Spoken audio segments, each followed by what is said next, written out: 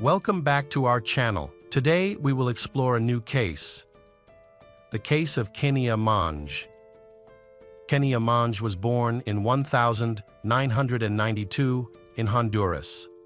Her mother, Maria, was only 15 at the time.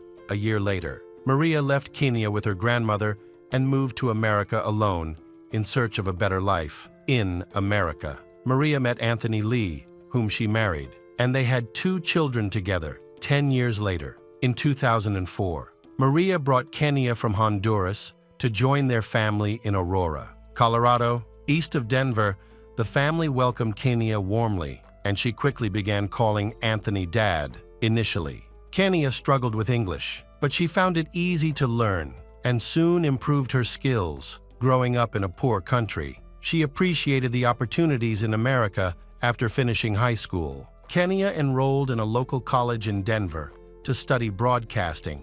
In 2010, at the age of 19, she moved out of her parents' home and into an apartment with her boyfriend. Since she and her friends were not yet old enough to enter bars and clubs, they used fake IDs to gain access to nightclubs. Her parents were unaware of this and would never have guessed that their daughter was breaking the law. However, Kenia could not foresee the consequences of her next trip to a nightclub with a fake ID. On Thursday, March 31, 2011, 19-year-old Kenia went to a nightclub in downtown Denver with 2 new friends. They spent time together and drank alcohol. Kenia, who was 155 meters tall and weighed about 40 kilos, quickly began to feel the effects of the drinks. At one point, she told her friends she needed to go to the bathroom. She left her purse, phone, and keys on the table. However, after going to the restroom,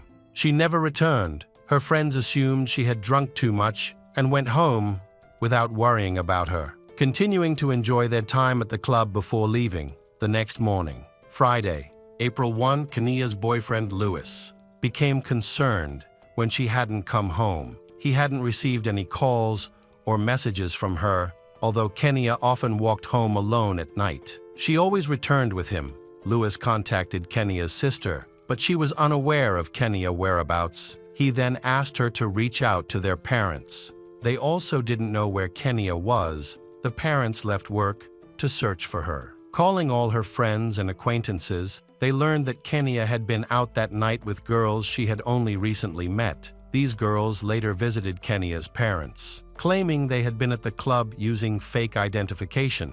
The girls stated that the last time they saw Kenia was around midnight when she went to the restroom and didn't come back. They brought Kenia's purse with them and gave it to her parents, who immediately sensed that something was wrong since their daughter would never leave her belongings unattended for long. Upon examining the purse, they found a new text message on Kenia's phone that read, "Hello, this is Travis, the guy who gave you a ride last night in a white creepy van. Did you get home okay?" The message was from a number not saved in Kenia's contacts. Anthony believed that Travis might know where Kenia was and attempted to call the number, but there was no answer. Afterward, the parents contacted the police to report their daughter missing. The officer they spoke to seemed unconcerned, suggesting that Kenia would likely return soon, and told them to wait 72 hours before officially reporting her as missing.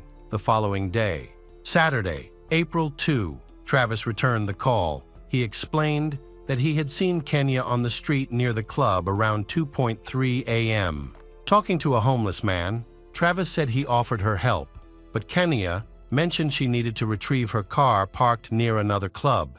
He described her as very drunk, which is why he offered her a ride to her car. They went to the club, but couldn't find her car. Travis offered to give Kenia a ride home. He said she gave him the address of her apartment, which she shared with her boyfriend. Travis recognized the address because he worked at a nearby bakery. On the way to Kenia's apartment, she mentioned needing to buy cigarettes, so they stopped at a gas station, but it was closed. Kenia then noticed an Asian man named Dan standing nearby. Smoking a cigarette, she approached him, and he gave her a cigarette. They began talking in Spanish, and then they left together. Leaving Travis behind, he got into his car and drove away, never seeing Kenia again. After hearing this story, Anthony found it strange and unsettling. He thanked Travis for sharing the information, and their conversation ended. The stepfather then called the police again to report what Travis had said, urging them to file a missing person report. However, the police refused because not enough time had passed since Kenya's disappearance. Frustrated, Anthony called Travis again to ask for more details about that night. Travis suggested they meet at the gas station where he last saw Kenya. Anthony agreed and took a gun with him. He then went to meet Maria. She pleaded with him not to go, but he ignored her concerns. Worried, Maria called the police to inform them of the situation. They agreed to send a police officer to their meeting place when the officer arrived at the gas station. Travis was already there with a friend and the officer. Travis recounted the same story, speaking convincingly and sincerely. However, Anthony doubted that his daughter wouldn't walk around the city at night with strangers. The officer also found the story suspicious. He separated the men and asked them questions. While talking to Travis, the officer noticed a strong smell of bleach coming from a nearby white van. He informed the officer, who then approached the van and confirmed the smell. The police officer asked Travis for permission to look inside the van, which he granted. Upon opening the back door, the officer saw a pristine interior with brand new carpeting. In contrast, the front seats were cluttered with food wrappers and debris, raising the officer's suspicions. However, it wasn't enough evidence to detain Travis later. He approached Anthony, crying and apologizing for leaving the girl alone that night. They shook hands and parted ways. At that moment, the handshake felt intense, and Anthony noticed Travis's hand was shaking. It was then Anthony realized that he was not just a random person. On Monday, April 4, just 4 days after Kenya went missing, the police began actively searching for her. By that time, her family and friends had already created and distributed flyers to people passing by. They also put up posters in public areas asking for assistance in locating the 19-year-old student. On April 6, Travis, 31-year-old, was brought to the Denver police station for formal questioning. During the interrogation, he recounted the same story he had previously told Anthony and a police officer at a gas station on April 2. He claimed that after breaking up with Kenya that night, he went home to his girlfriend, Carrie Humphrey, arriving at her place around 3 a.m. on the morning of April 1. He left for work at 8:03 a.m. The owner of the bakery from which Travis rented space was concerned when she discovered the security cameras were not functioning on the morning of April 2. Upon reviewing the footage, she found that the cameras had been turned off on April 1 at approximately 7:03 p.m. The last person recorded by the cameras was Travis, who was wearing latex gloves. The bakery owner stated that Travis was not scheduled to work on April 1. Detectives reviewed the surveillance footage before the cameras were turned off and saw Travis moving a cart with a large white refrigerator wrapped in tape. Later, he was captured on camera carrying a roll of carpet into the bakery. He returned to his van with what looked like a bottle of bleach and turned off the bakery's cameras. Detectives interviewed nearby business owners, and one reported that on the evening of April 1, they witnessed 2 men setting fire to a large barrel behind the bakery, with a white van parked close by. When the bakery owner asked Travis about the fire, he claimed he was burning illegal marijuana. He also stated that he switched off the cameras because he was changing his clothes. The owner noticed that Travis had a cut on his arm. He told her he had spent the night in his van and was attacked by a homeless man while he was sleeping. She said, after Kenya went missing, Travis began to behave oddly. One day, he informed her that he would soon have to change his name and flee the country because a girl had ruined his life. Detectives investigating the disappearance of Kenya examined the background of Travis. They discovered that, at the age of 17, he was charged with breaking into 16 homes and businesses in Colorado, stealing cash and goods worth over $15 during a police search of Travis's room. Officers found torn women's underwear in his closet, marked with the letter M in black marker, so he was convicted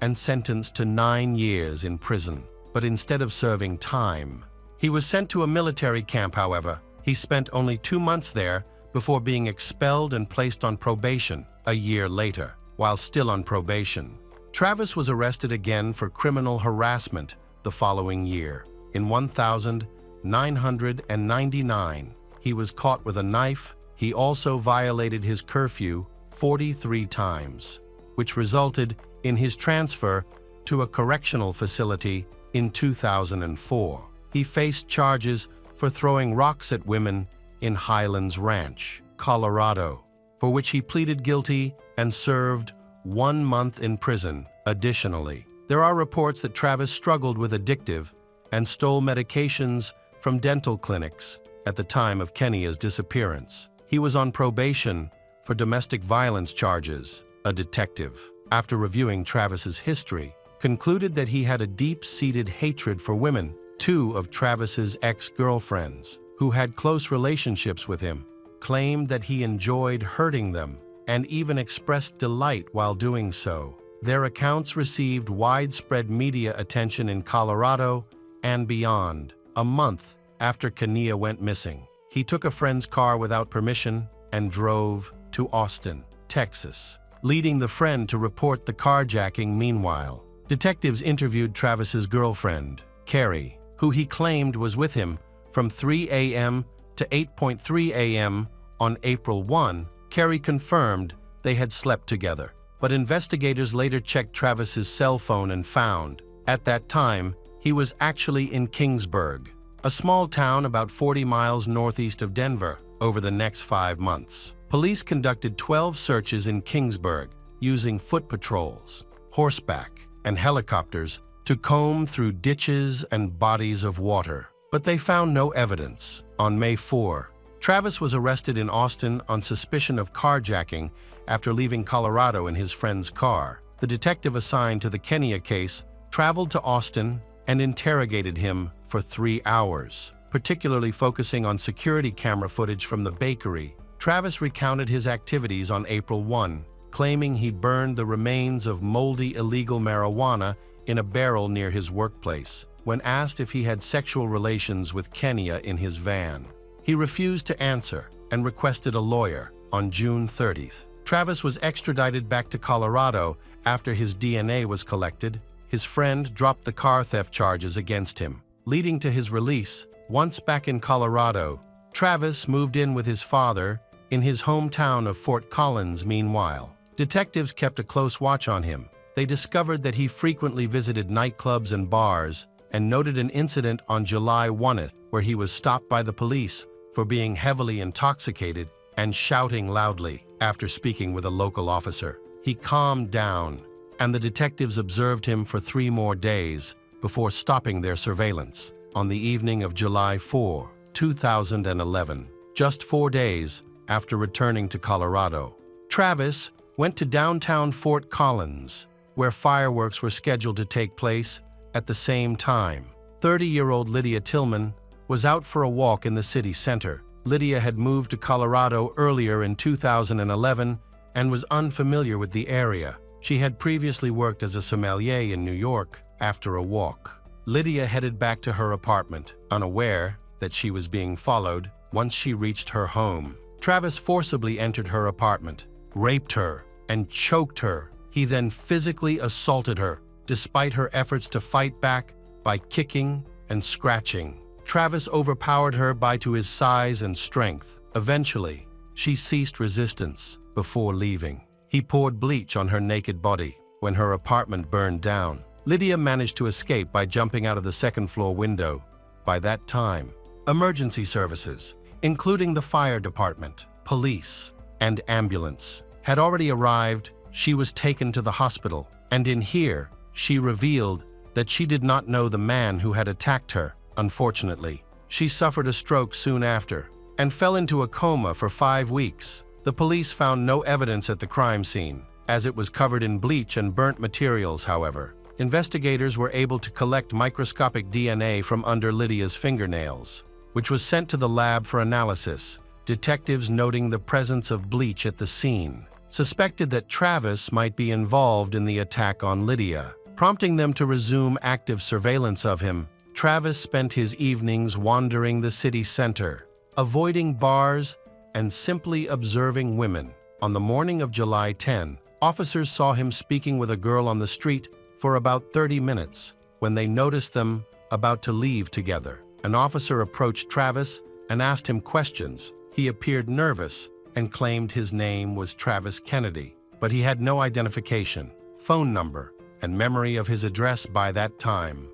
The girl had left. The officers had to let him go. About 20 minutes later, Travis came back into the detective's view. He having changed his t-shirt and put on a cap, he then spotted a drunk woman and approached her around 3 a.m. on July 11. Travis was arrested for providing a false name to the police later that evening. At 10:45 p.m., he was just minutes away from posting bail when forensic scientists reported that DNA found under the victim Lydia's fingernails matched his 100%. Following this revelation, Travis was taken into custody for the assault on Lydia Tillman. On August 26, Travis expressed his willingness to reveal what really happened on April 1st with Kenya Monge. However, he requested that he not be sentenced to prison as a sex offender or face the death penalty. He claimed that on that night, he and a friend encountered Kenya is drunk alone outside a nightclub where she was speaking to a homeless man. Travis's friend approached her to offer assistance, and they attempted to call her a taxi when no taxi was available. They decided to drive her home in Travis's van. Travis dropped his friend off near his house and driving Kenya to her apartment. At this time, she passed out. Travis stopped the car and climbed on top of Kenya. He was seeking sex, but Kenya woke up and began to resist. In response, he strangled her to death. He then placed her body in a refrigerator inside his van and sealed it with duct tape. He decided to dispose of her body in Keensburg, where he dug a shallow grave under a group of cottonwood trees near the road. Upon returning to the bakery, Travis cleaned the inside of his van with bleach and burned all the items Kenya had touched. On September 7, 2011, 5 months after Kenya went missing, Travis, along with his lawyer and detectives, went to Keensburg to show them where he had buried Kenya's body. When they arrived, Travis broke down in tears. The grave was about 3 feet deep, and Kenya was found lying in a fetal position, covered with a tarp. On September 26, 2011, Travis Forbes was convicted in connection with the Kenya Monge case and sentenced to life in prison without the possibility of parole. Shortly afterwards, Lydia Tillman, who was emerging from a coma, wrote a statement against Travis, so he was also found guilty of assaulting Lydia and received a 48-year prison sentence in addition to his life sentence for Kenya's murder. On October 5, 2011, Travis's girlfriend, Carrie, was arrested for allegedly giving false testimony, as she had claimed that Travis was with her on the night Kenya was killed. On September 14, 2012, Carrie was sentenced to 60 days in jail and 4 years of supervised probation, along with 2 hours of community service, and Lydia is a resilient individual who has nearly returned to her previous life, despite suffering significant injuries from the attack. She works, drives, practices yoga, travels, and lives independently. In 2014, she graduated from the Indian Yoga College in Los Angeles. Since then, she has moved back to Colorado to teach yoga full-time and assist the police department by offering self-defense classes for women. The Monge family established the Kenya Monge Foundation to support women who are victims of violence. The foundation provides emotional, physical, and financial assistance to those in need. The case of Travis Forbes, marked by his horrific actions against Kenya Monge and Lydia Tillman, serves as a stark reminder of the devastating impact that violence can have on individuals and their families. The conviction of Travis by the justice system brought justice to the victims and their families. Although the emotional scars remain, his life sentence ensures that he will face the consequences of his crimes for the rest of his life. This case highlights the importance of vigilance and support systems in preventing such tragedies from occurring in the future. Welcome back, mystery lovers. Today's case is going to keep you on the edge of your seat. The case of a fair Elodie Kulik. At around midnight on January 11, 2002, the French Rescue Service received a heartbreaking call. A woman, her voice panicked, screamed that she had been kidnapped. Other voices could be heard in the background before the noise increased, and the attackers took over the phone, cutting off the call forever. The call left the rescue service extremely worried, but the operators were unable to gather any useful information. Attempts to call the number back were unsuccessful as it was either out of coverage or switched off. The situation led to an investigation into one of the most unusual crimes the police had ever encountered. They had no information, not even the name of the caller. The only option was to investigate the mobile phone number, but at the time, the technology could not accurately track the caller's location, so the technology was of no help. In the early morning hours of January 11, 2002, at around 7 a.m., a random driver in the rural area of Picardy made a disturbing discovery. He noticed a car that appeared to have been abandoned in a ditch, with damage to the vehicle and the passenger door open. Concerned that the car had been stolen and abandoned, he called the police. When asked if anyone else was nearby, he replied that there was no one around. After making the call, he continued on his way. Since it was a remote area, it took some time for the police to arrive, and they arrived at the scene around 8 a.m. A Peugeot 106 was found upside down in a ditch, which seemed unusual as there was a clear and safe stretch of highway nearby, making it unlikely that it had ended up there by accident. There were no signs of braking or skidding on the road, suggesting the car had intentionally left the sidewalk at a high rate of speed. The keys were still in the ignition, but there was no sign of the driver or any passengers. Police used the license plate to identify the owner. A fair Elodie Kulik, a 24-year-old bank employee who lived nearby. While investigating the abandoned car, her bag was discovered inside, raising concerns for police. The bag contained her money, cards, and keys, but she had disappeared without a trace. Police went to the bank where the affair worked. Bank employees told them she had not shown up for work that day. They then contacted the local hospital, but there were no reports of any victims matching Affair's description. That morning, Affair's father contacted the police to report her absence. He explained that he had tried calling her cell phone, but she did not answer and did not make contact, which was very unusual for her. Normally, if she had any problems, she would always notify her family if she would be late or unable to come home. However, this time, she did not respond and it appeared that she had disappeared. Police began searching the area where her car was found and decided to release a photo to raise public awareness of her disappearance. On the morning of Saturday, January 12, 2002, a worker from a nearby farm went to a landfill 12 kilometers from the station. In the distance, he saw what he initially thought was a tree trunk. However, as he got closer, he was horrified to discover the disfigured body of a woman. He quickly called the police to report his horrific discovery. When the officers arrived at the scene, they were confronted with a horrifying sight: the partially burned and disfigured body of a young woman, showing clear signs of a violent death. Tests are needed to confirm the identity of the body. The body was discovered nearly 6 kilometers away from where her car was found the previous day, which was unusual. Police noted that this area is not frequented by many visitors. It is isolated and not a tourist destination. This suggests that the suspect is likely a local resident. The crime scene was secured and thoroughly searched for evidence. The gendarme discovered a fresh cigarette, but that may have been discarded by the potential killer. Additionally, a condom containing male fluid was located next to the body. Police focused on finding tire tread marks from any vehicle that might have brought the affair to this location, but they were unsuccessful in locating any. All collected evidence was sent to forensic scientists for analysis. On January 12, the police contacted Affair's parents to inform them of the sad news. When the family learned of the incident, the parents were devastated by their daughter's death.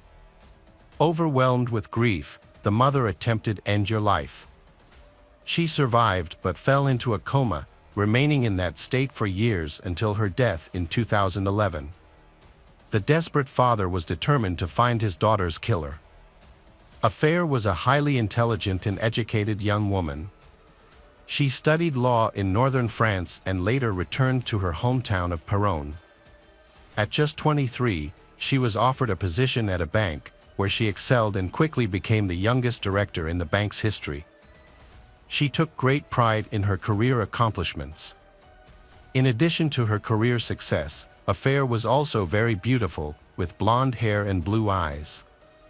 The forensic examination of Affair's car determined that it was traveling at a low speed. There were no signs of collision with another vehicle, raising the possibility that someone inside the car might have deliberately driven it into the ditch. When police checked Affair's mobile phone, they found a call to the local rescue service shortly after midnight. The call ended suddenly after she managed to scream. Police retrieved a 26-second recording filled with noise and unidentified male voices. While this recording did not provide clear evidence, it was notable because it indicated male involvement during the incident. The autopsy results showed that Affair died painfully from strangulation, and DNA evidence indicated that she had been raped. However, this DNA did not match any profiles in the database, suggesting her attacker had no prior criminal history. Police believed that the suspect's careless handling of the DNA would eventually lead him to reveal himself again. However, this assumption raised concerns, as it could result in another victim, so they could not afford to wait. Police organized street patrols and collected DNA samples from all male acquaintances of the affair. If these efforts did not lead to results, the search would expand to the surrounding area near the crime scene. The instincts of the gendarmes proved correct. Just 10 days after finding Affair's body, a police commissioner from another precinct arrested a man named Kirill, who had a history of sexual violence. He was in the area on the night of the disappearance and later attacked another woman, who reported the incident. While Kirill admitted to harassing this woman, claiming it was just harmless flirting, he denied any involvement in Affair's murder. The investigation of Kirill involved checking his car, which had scratches containing gray paint. This paint matched the color of the Peugeot 106 driven by Affair. DNA samples were taken from Kirill for comparison. However, the analysis showed that the paint did not match Affair's car, and Kirill's DNA did not match any evidence from the crime scene. As a result, Kirill was released, and further inquiries into Affair's acquaintances did not produce any new leads. The case has no prime suspect and no new leads. It seems the investigation has reached a dead end. Meanwhile, Affair's grieving father Jackie remains closely involved in the investigation and begins his own investigations. In order to quickly find the culprit, he ensures that the case is widely reported in the media, hoping that this will lead to new leads. On April 15, 2002, 3 months after Affair's body was discovered, new clues emerged in the case. The police received a detailed report from audio experts who had analyzed the recording of Affair's last call to emergency services. The experts carefully filtered out the background noise and identified 2 distinct male voices among the cries for help. One voice was calm and tried to reassure the victim, while the other, more aggressive, argued that she needed to be killed. They noted that the attackers had a heavy accent typical of an area called Picard, which happened to be close to where Affair's body was found. However, this information did not make the police's task any easier. They still lacked data, and the search for a new suspect was slow, with the assumption that 2 men were involved. After 6 months of unproductive investigation, the police department received a call from a farmer in Turtree. On July 8, 2002, he reported discovering a young girl's body on a haystack while heading to work. The shocking scene also revealed another mutilated body. Forensic experts, horrified by the brutality, noted that her limbs were dislocated and her body showed signs of having been run over by a vehicle. This location was only 30 kilometers away from where a fare had previously been found. The victim was identified as Patricia, a clerk who was known for riding her bicycle. She had gone missing just days before the farmer's discovery. Notably, similar items were found at this crime scene. Patricia was recognized as a beautiful girl who worked in a restaurant in Alberta. It was clear to police that these cases were linked, as such violent incidents had never occurred in this previously peaceful area. Witnesses who saw Patricia shortly before her death reported that a black sedan was following her bicycle on the street. At the time, they did not think much of it. Unfortunately, this was all the information the police could gather. The witnesses could not remember the car's make, model, or license plate. However, the police believed this crime was connected to a previous case, and new information about the black sedan helped narrow down the search. The media quickly picked up the story, increasing public fear and spreading rumors about a possible serial killer. The police's struggle to solve the case led to the discovery of a third body on August 21, 2002. In Villa-Brentoni, a van was found abandoned near the railroad tracks. And inside it, police discovered a third young girl who had been wounded by a bladed weapon and died from internal bleeding. Unlike the earlier victims, this girl's identity was unknown because no one had reported her missing. The police spoke with local residents and learned about the parents of a daughter who had not returned home the night before. They thought she was out with friends. Upon investigation, they recognized the victim as their 18-year-old daughter, Crestel. She was killed approximately 40 kilometers from where the first victim was found. In just 7 months, the gendarmes encountered 3 similar murders of young girls, each caught by the criminals at night on roads between settlements. The locations of these crimes on the map created a triangle that the media called the Triangle of Death. This situation caused public anxiety to escalate, leading residents to hold a memorial procession to express their fear for safety.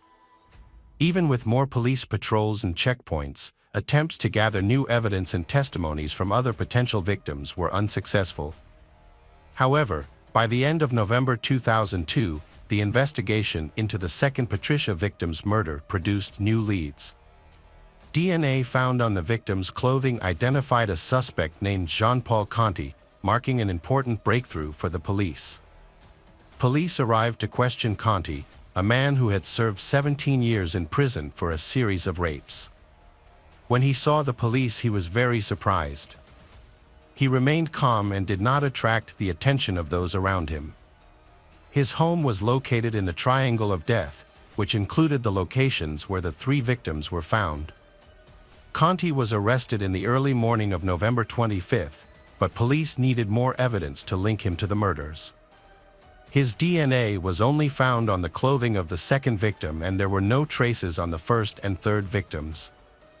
The investigation later determined that he was only involved in the murders of the second and third victims, resulting in a life sentence. In addition, it was confirmed that he could not have been involved in the murder of Affair, as he was in prison at the time.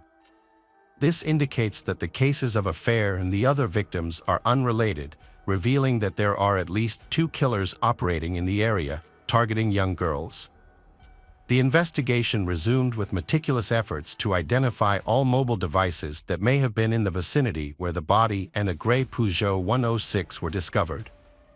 A total of 14,000 signals were recorded and needed analysis. Specialists undertook a massive task that included reviewing over 600 sent messages, listening to more than 10,000 conversations, collecting 5,500 DNA samples from found mobile phones, and conducting thousands of interviews. Police examined over 500 theories related to the crime, but none provided any leads.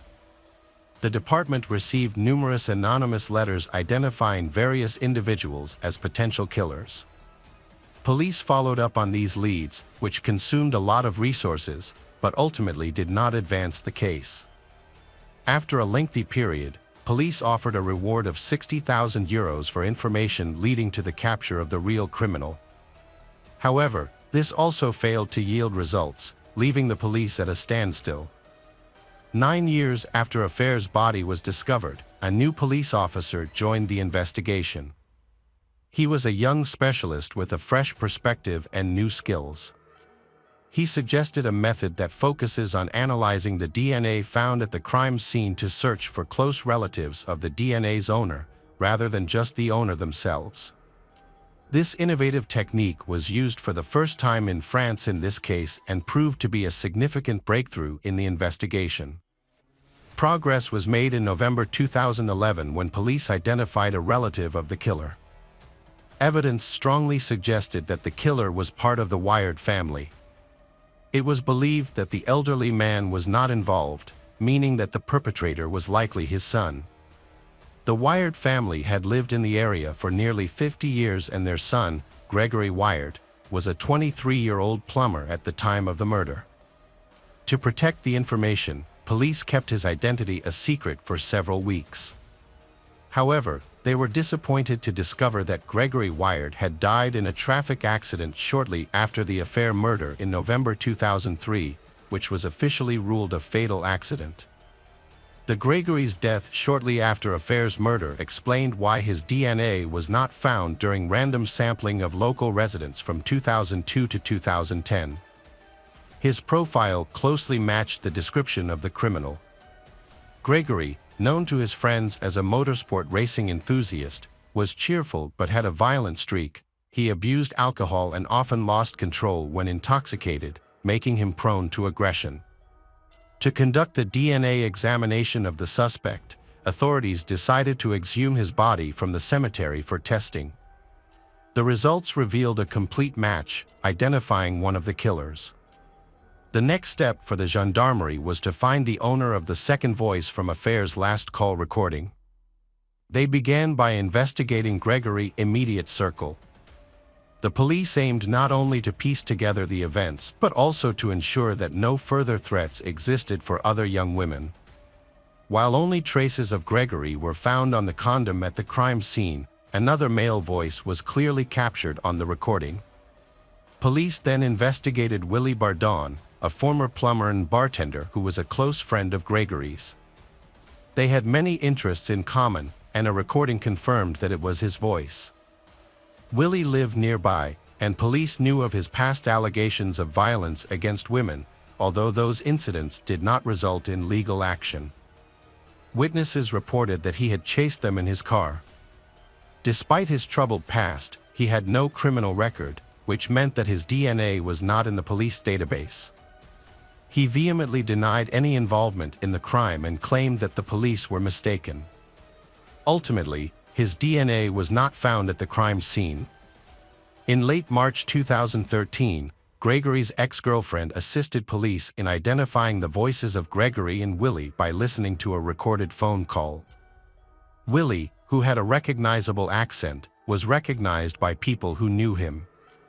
Despite this evidence, Willie denied any involvement in Affair's death, maintaining his innocence. Some described him as a kind man, a caring husband and father, while others painted a different picture, noting his impulsive behavior, extramarital affairs, alcohol abuse, and repeated advances toward women. Nevertheless, the case against him went to court. The prosecution's case rested largely on the identification of Gregory's girlfriend's voice and several others. Despite the lack of substantial evidence, the court ruled in favor of the prosecution. In 2019, 45-year-old Willie Bardon was convicted of gang rape, kidnapping, and murder and sentenced to 30 years in prison. While in custody, he attempted to end his life to prove his innocence. His lawyers quickly filed an appeal, and which was accepted. They argued that the voice on the crucial recording belonged to someone else. Experts analyzed the recording but could not confirm whether it was actually his voice, as it was unclear and discontinuous. This uncertainty raised doubts about the evidence against him. As a result, his conviction was appealed and Willie was acquitted due to insufficient evidence. He was released from prison on September 25, 2020. The story continues. A new trial began, and on July 1, 2021, Willie was convicted again and sentenced to 30 years in prison. His attorney appealed the decision, but the appeal was rejected. The defense team expressed their commitment to doing everything possible to free this innocent man, but he remains in custody. Hello again, true crime fans. We've got another mysterious case to explore. The case of Deanna Laney. Deanna Laney was known for being quiet, uncommunicative, and calm. She lived in a small town with a population of just 600.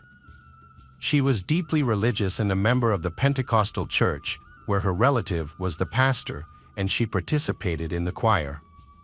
People who knew Deanna were shocked by her actions, as no one suspected she might have mental health issues. She always appeared to be a loving, exemplary mother and wife. However, outside of the church, the family lived quite isolated from society.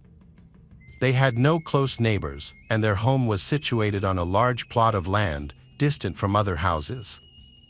They chose to raise their children in the countryside, homeschooling them instead of sending them to public schools. Deanna, a housewife, is responsible for her children's education.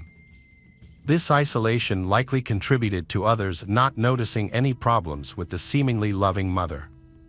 Their family lived in isolation from the outside world, to the point that only a small group of family members knew the details of Deanna's mental health problems. On the evening before Mother's Day, May 10, 2003, a 911 call was made from Northeast Texas.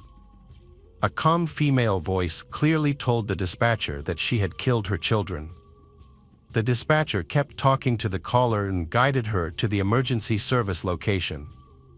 When police officers arrived at the small house in Chapel Hill, they identified it as the home of Deanna and Dale Laney. Inside, they found Deanna in pajamas, seemingly just woken up, looking confused as the police continued their investigation. Officers continued to search the area and eventually found the woman who had called 911. She was nearby in a small grove, wandering barefoot, in white pajamas covered in blood, still talking to the emergency dispatcher. It was 39 years old Deanna Laney. She calmly informed the police that her son's bodies were behind the swings in the yard. The officers went to the spot she described and discovered the bodies of 6-year-old Luke and 8-year-old Joshua. Both boys were lying on the ground in their underwear, their heads so severely mutilated that they were unrecognizable. The children had suffered fatal head injuries. Experienced detectives said this was one of the most horrific crime scenes they had ever encountered. However, there were only 2 bodies. Officers were told by Dale that they had 3 children. Despite this, they continued searching for the youngest child. They entered the house and checked the children's room, where they discovered 1-year-old Aaron. He was still alive but severely injured, covered in blood, and a pillow was over his face. Aaron was immediately taken to the nearest children's hospital and then moved to the Dallas Medical Center for treatment of the terrible injuries caused by his mother, Deanna. Deanna was arrested, but she was unable to give a statement due to mental health issues. She claimed that God commanded her to kill her sons.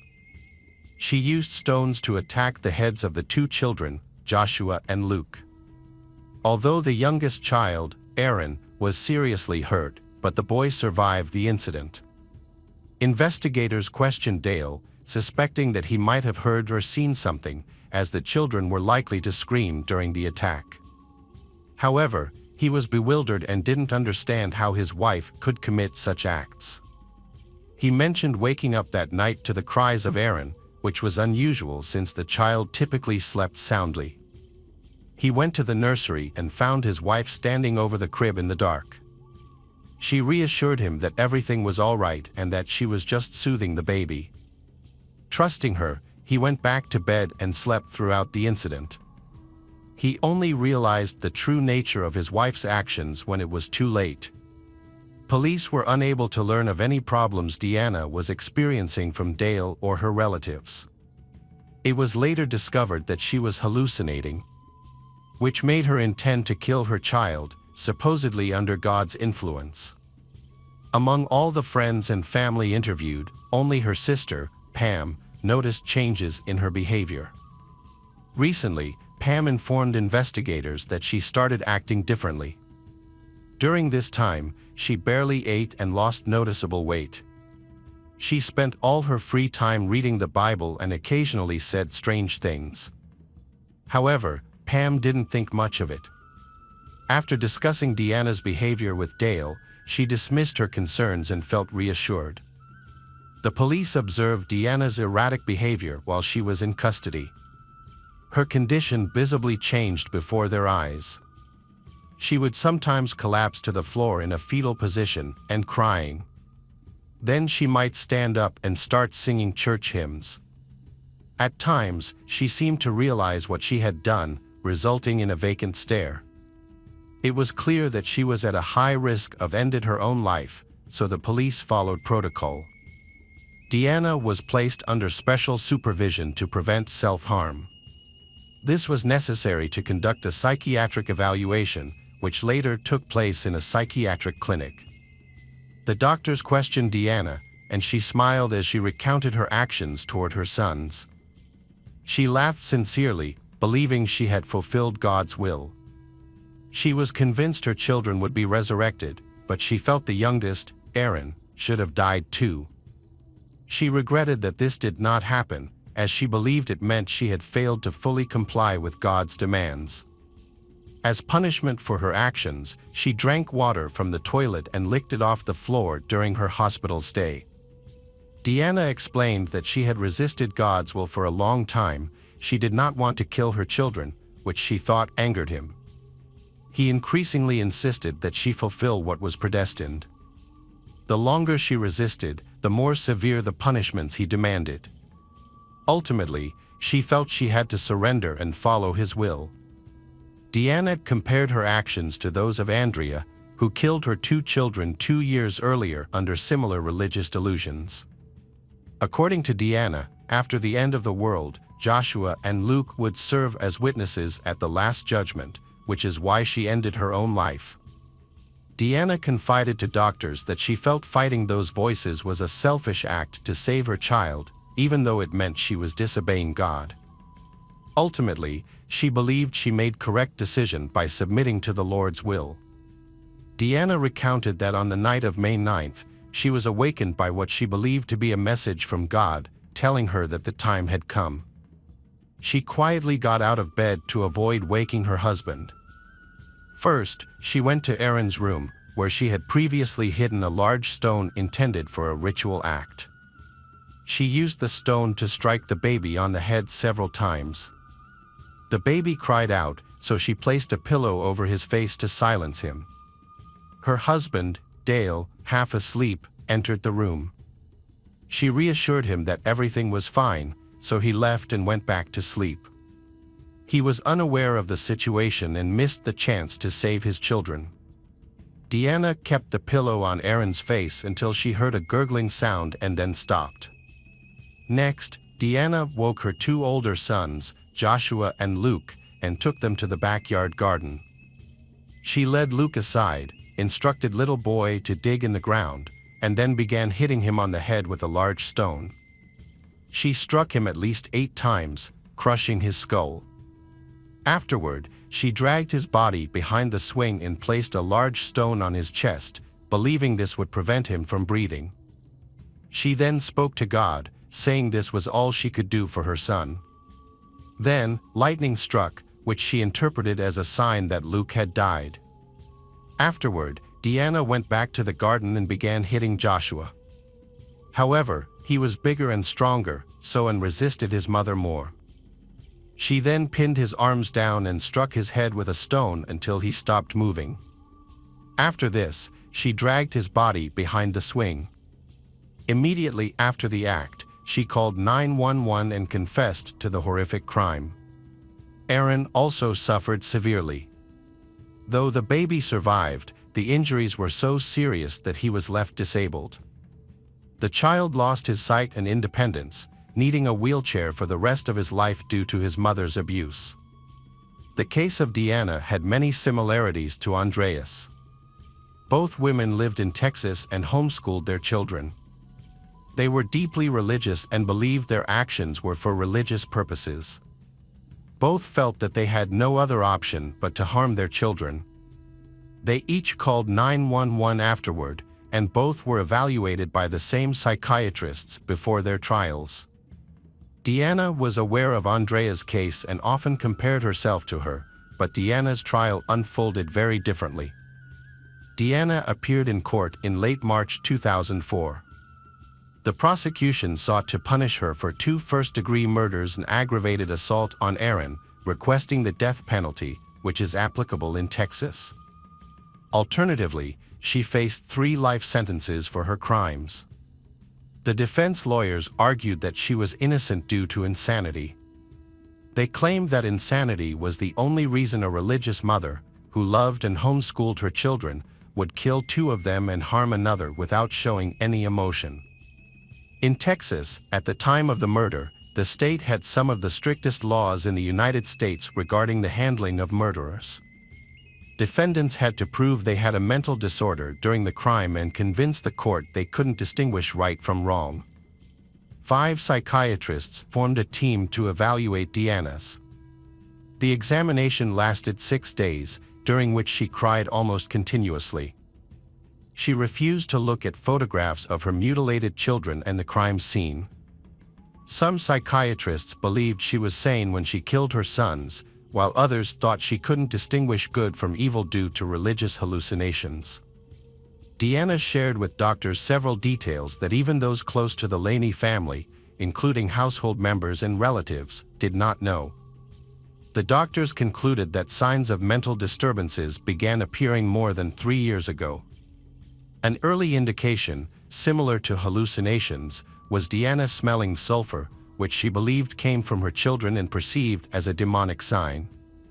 Deanna also reported seeing Aaron playing with a spear.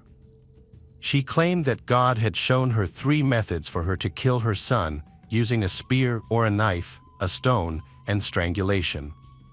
While doing chores in the garden before the massacre, Deanna tripped over a stone.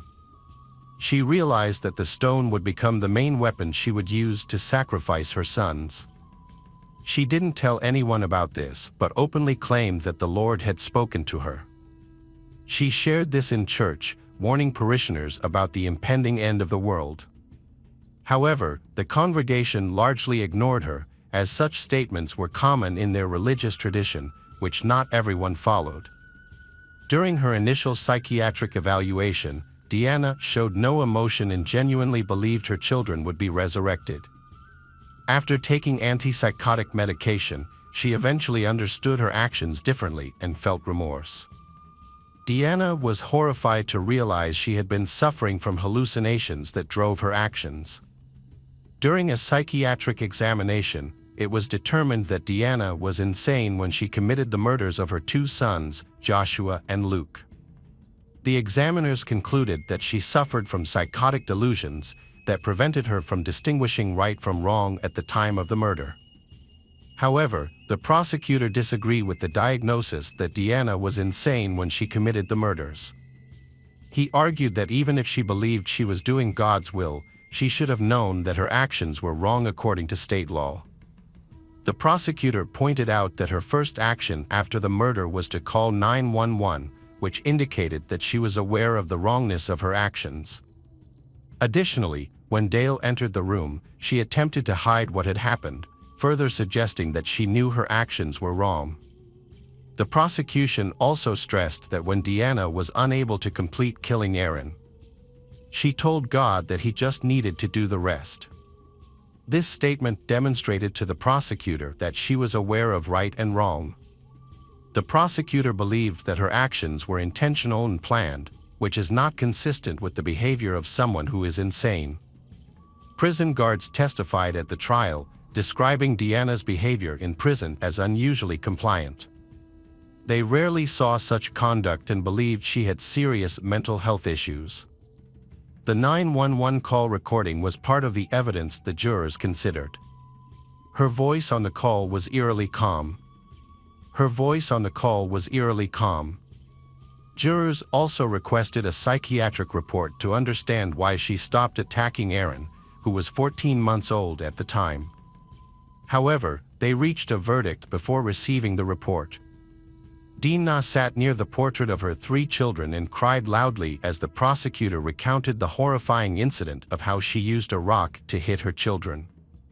Her sons, Joshua and Luke, were struck on the head so severely that their brains were exposed, leaving their heads in a bloody state. Deanna's husband, Dale Laney, 47, attended the trial and was devastated by the loss of his 2 sons.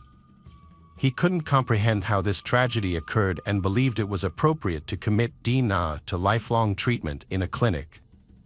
In the end, Deanna was declared innocent due to insanity and had to be treated for mental illness at the hospital. Doctors expected her to need lifelong treatment and doubted her recovery. Dale divorced Deanna after she was admitted to the psychiatric clinic in 2008. He eventually remarried and started a new family. He continues to care for his disabled son, Aaron. Deanna was closely monitored by psychiatrists for 8 years. In 2012, doctors determined that she no longer needed to stay in the hospital because she was healthy and did not pose a threat to herself or others. She was released on a number of conditions. She was to have no contact with minors. She needs court permission if she wants to change her address. Had to allow social workers to visit her at any time, and had to continue taking her prescribed medications and undergo drug and substance testing. Only a few people, including her lawyers, know where Deanna lives now. Her ex-husband, Dale, felt very angry when he learned that she was released from the psychiatric clinic. Many people in society also agree with Dale. They believe the killer of 2 sons should be imprisoned or face the death penalty. Hello, crime enthusiasts, are you ready for another chilling investigation? The case of Terry McAdams. The main character in today's story is Terry McAdams, a vibrant and active 22-year-old from Arlington, Texas. Since her teenage years, she enjoyed driving around the neighborhoods in her convertible. She often spent time in the city with friends, listening to music. Terry was a bright and popular cheerleader who always drew attention but remained modest and well-mannered. She deeply loved her sisters, Hopper and Pamela, and shared a close bond with all her relatives. Terry acted as a mentor for her sisters, bridging the gap between them and their mother. She enjoyed dancing with them and even taught them how to drive.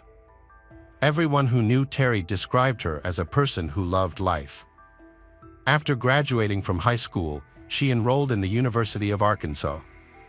Before completing her degree, she decided to move to Arlington to be with her fiancé, Karen Anderson, who was a few years older and had already graduated.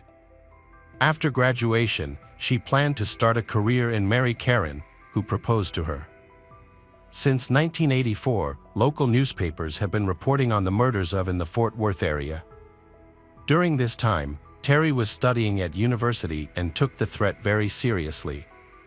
She was genuinely afraid for her life, a concern she shared frequently with Karen and family.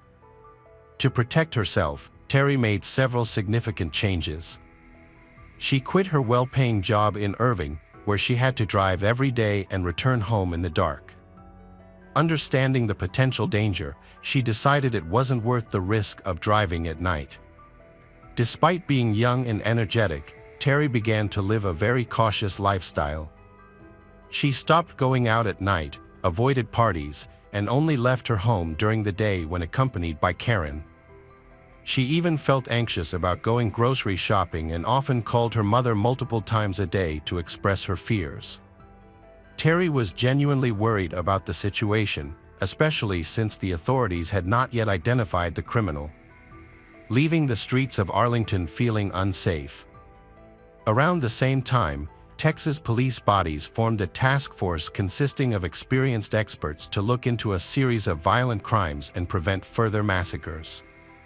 They believed that a serial killer, or potentially multiple terrorists, were active in the area. Terry felt particularly anxious because she fit the profile of the victims. They were all attractive, around her age, and lived nearby.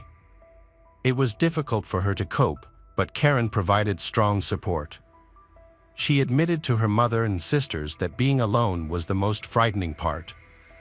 To help her feel safer, Karen decided to leave his job and accept a new high-paying position closer to home, though it occasionally required business trips to nearby cities.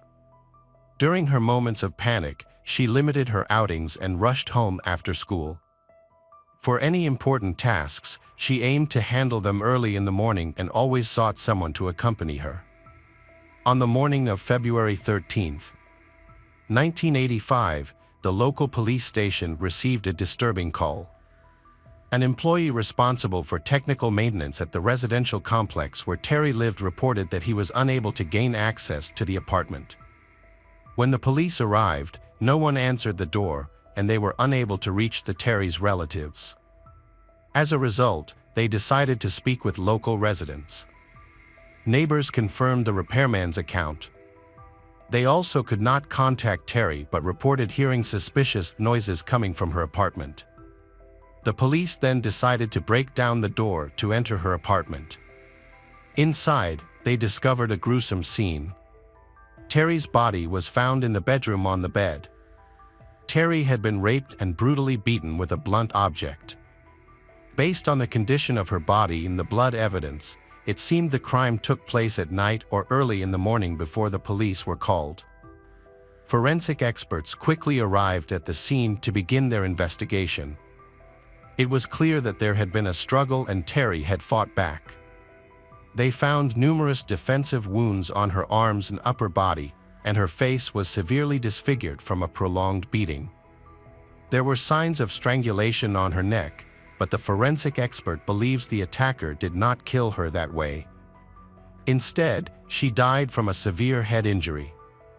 She also suffered brutal rape, but it is unclear whether this occurred before or after her murder. DNA traces were found on her bed linen and underwear, but at that time, it was not possible to identify the owner. The analysis methods were still developing and could not be used in the investigation. Additionally, there were no surveillance cameras or geolocation tracking available. The situation became more complicated when local people learned about the tragedy and needed psychological support. The robbery theory was quickly dismissed as many valuables were still intact in the apartment, including conspicuous items. It was clear that robbery was not the motive. The police began interviewing Terry's friends and relatives, looking for people who might have had personal motives such as jealousy, hatred, or revenge. However, Terry McAdams was known to be very kind, friendly, and non-confrontational, and none of her relatives could think of anyone who would want to harm her. Police searched the crime scene but did not find the murder weapon, which forensic experts believe was a hammer or a similar metal tool. They did discover a cigarette butt in the apartment, indicating it likely belonged to the killer. Unfortunately, the technology available at the time was insufficient to extract DNA from the cigarette, and the saliva remnants were too small to analyze. The only useful information obtained was the brand of cigarettes the killer used. One theory being considered is that a serial killer may be responsible for the crimes. Police have looked into Terry's murder and other cases in the nearby area and believe the suspect may not have known the victims and the attacks appear to have occurred spontaneously. The attacker aimed to avoid detection and leave no evidence behind. So he chose to enter through the back sliding balcony door instead of the main entrance. There were no clear signs of a break-in on the outer window frame. It is probable that he used a tree, growing a few meters away from the apartment building's wall, to reach the balcony. Unfortunately, aside from these basic observations, police were unable to gather any useful information. Police spoke with the family of the Terry, particularly her mother and sisters, who had the closest bond with her. They were all understandably shocked by the tragedy. Terry, known for her cheerful demeanor, seemed incapable of having enemies, especially ones who would wish to harm her so cruelly. Disturbingly, it appeared that Terry had a sense of impending danger. She was afraid to leave her home, fearing she could become a victim. Tragically, she was killed in her own apartment. As news of the attack spread throughout the city, the local community began to believe that there was a killer on the loose, capable of breaking into any apartment. They suspected that he might have targeted attractive women, stalked them, and attacked them. Ultimately, the community felt that no one was safe, especially young women who might be the next targets. Residents decided to take matters into their own hands. Over the next few months, gun and ammunition sales skyrocketed as more people began arming themselves. Meanwhile, public pressure began to mount on the police for answers. The county sheriff appeared on a local television station, asking anyone with information about the crime to come forward. After Terry's murder was reported on the local news, police received numerous calls, but the information did not help the investigation. Initially, Terry's fiancée Karen was considered the prime suspect, but he was away on business at the time and had an alibi. The police tried to include him in the murder profile to close the case and appease public concern, but this was not possible. Terry's friends could not believe that he could commit such a crime. After his alibi of being away on business was confirmed, he was removed from the suspect list. Police spoke with Terry's relatives to reconstruct a timeline of events that took place on February 12th. Terry arrived at school around 4 p.m. After leaving the university, she got into her car and drove home. Once home, she changed clothes and went shopping, again alone. Although she usually liked to invite her friends along, they were all busy that day. First, she went to the nearest grocery store to buy ingredients for a cake she planned to make for Karen to celebrate Valentine's Day. He was scheduled to return from a business trip the next morning. Store employees confirmed that they saw Terry at the checkout and even provided a receipt for her purchase. The receipt confirmed that she had purchased ingredients for baking. They determined that she left the store at around 6:30 p.m. Police questioned anyone who may have seen her at the time, looking for any suspicious behavior, such as someone following her. However, no one reported anything unusual. It appeared to be a routine shopping trip. Terry paid for her items and walked out. Terry went home and decided not to go out again, as she had scheduled a visit from a repairman the next morning to fix some wiring issues. That evening, none of the neighbors were home, and those who did hear strange noises were unable to fully grasp the seriousness of the situation. The sounds faded relatively quickly, leading people to calm down. Typically, police would look for the killer among the victim's close acquaintances. However, this time it wasn't the case. A few months ago, Terry was preparing for her wedding.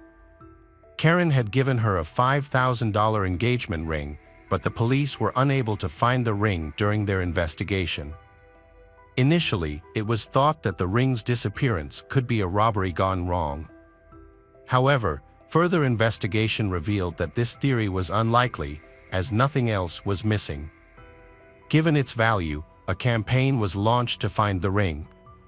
Approximately 250 flyers with a picture of the ring were distributed to local pawn shops, including those in Fort Worth and Dallas, informing them of the missing jewelry. Despite this effort, no one reported the ring to the police. The police followed up on all potential leads, but none of them came to fruition. All of the suspects questioned provided alibis. The police focused on people with a history of violence who lived in the area. However, the investigation began to stall. Terry's relatives made efforts to promote the case. They regularly reached out to the public through various media channels. They appeared on TV and radio and distributed many flyers, but their efforts yielded no results. Eventually, the murder of Terry McAdams became an unsolved case that was filed in the archives. The Terry's family continued to seek justice, but the police lacked the necessary resources and evidence to advance the investigation. The case went cold for 36 years until 2021, when a team of experienced police and forensic experts was assembled to revisit forgotten cases, utilizing new technologies. Among these cases is that of Terry McAdams. Police used advanced DNA testing methods, allowing them to re-examine old evidence. Biological material from the perpetrator was found on Terry's underwear and bed sheets. She fought back during the attack, leaving traces of the perpetrator's skin under her fingernails. A cigarette was taken from the archives and sent for testing because the killer's saliva might be on it. This thorough analysis helped create a profile of a likely suspect.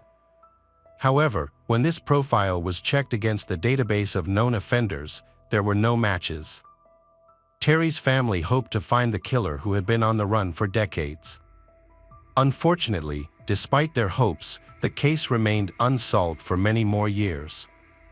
Fortunately, the investigation continued and eventually decided to use a new method, genetic genealogy technology, which required the assistance of the FBI. In August 2023, after exploring all possible options, the police department reached out to the Federal Bureau of Investigations in Dallas for help with the Terry McAdams case. They planned to analyze the DNA samples collected from the crime scene and the victim's body. This genetic testing aimed to create a family tree of the suspect, allowing the investigation to extend beyond the existing database, which only included known offenders. By using genealogical research, police could significantly increase the chances of identifying the suspect's relatives, particularly close ones. This method is considered very effective. At the time this study was conducted, the database had grown to the point where the probability of finding a match was close to 100%. The investigation was successful in identifying a man named Bernard Sharp, an American who had a notable history with the police in the 1980s.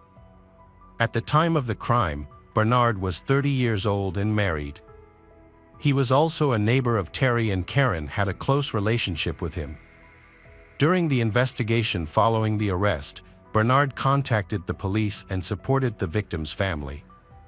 He provided an alibi that the police initially found suspicious, however.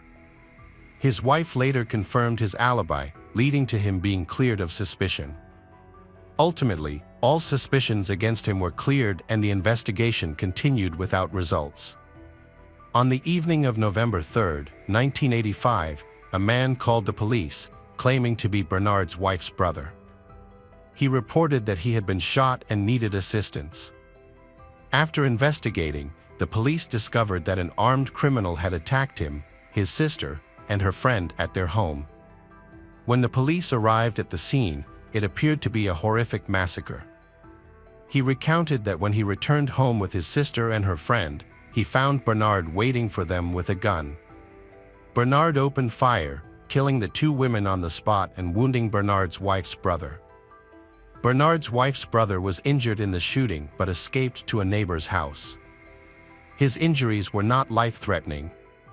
Bernard may not have expected his wife's brother to be there, and the shooting may have been premeditated. When Bernard realized his plan had failed, he began shooting at people. In addition to the two dead women, Bernard's wife's brother was also found wounded at the scene.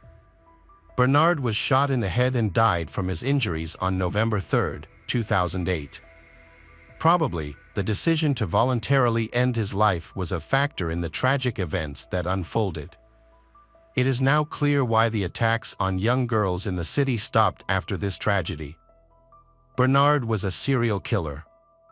During the investigation, no witnesses came forward to confirm his plans or his connection to the murders of Terry and the other girls. However, several close friends of Bernard's reported that he knew Terry's killer but did not name him. Several months after Terry's murder, Bernard was found dead after killing his wife and her friend, and seriously injuring his wife's brother. Police were unable to locate his body for an autopsy, so they had to take other measures to determine his connection to the murder of Terry McAdams.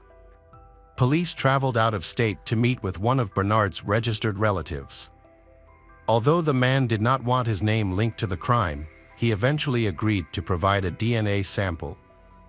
Forensic genealogy helped confirm Bernard's guilt. At the time of Bernard's death, police were unable to compare his DNA with the DNA found at the crime scene. They were unable to establish a connection between his previous attacks. Before killing his relatives, Bernard had only used violence and had not used a gun.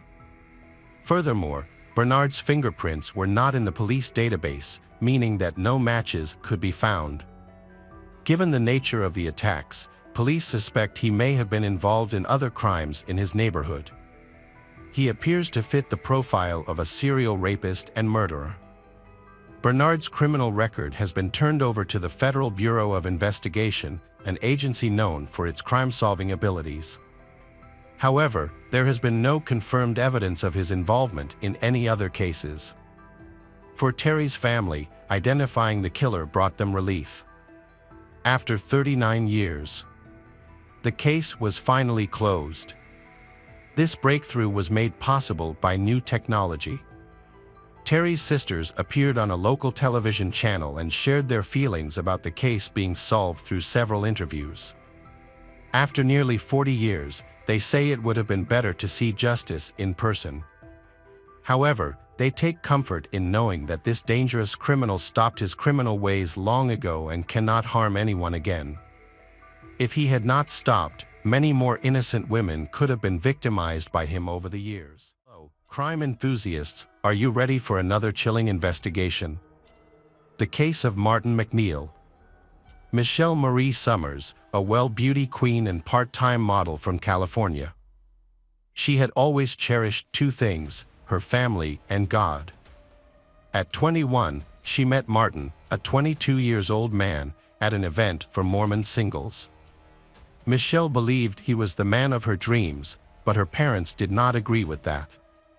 They disapproved of his bold, abrasive personality and felt uneasy around him, wishing that their beloved daughter would not date him.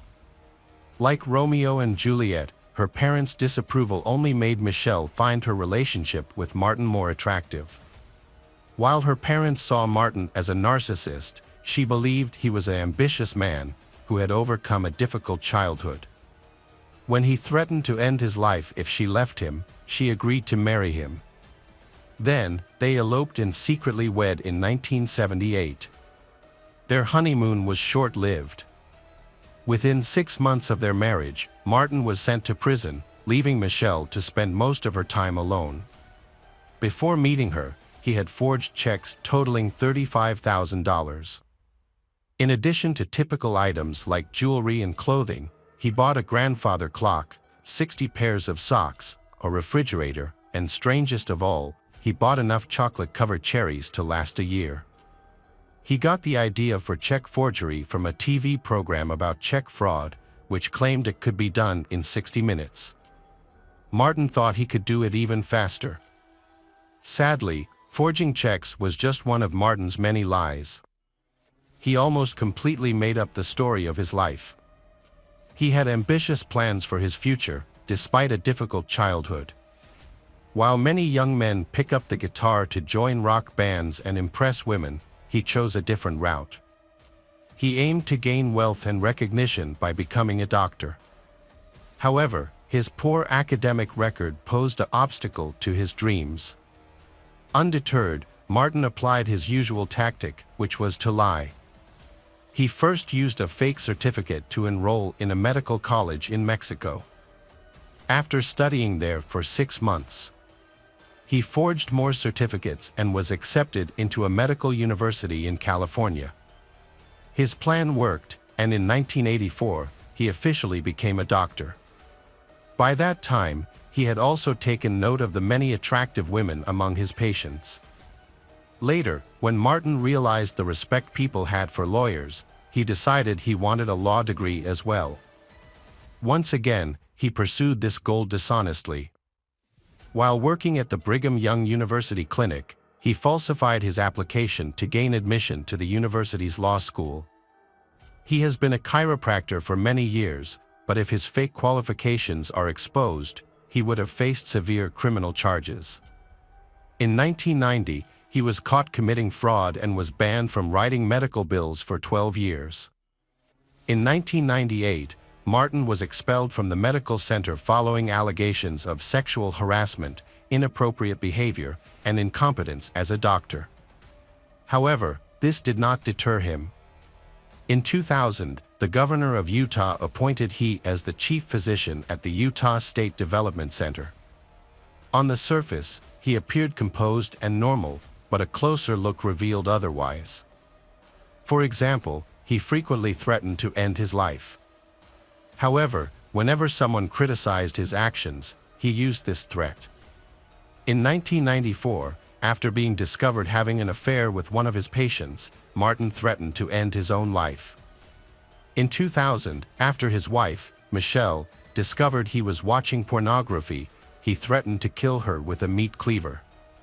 His 14-year-old son had to intervene and take the knife away.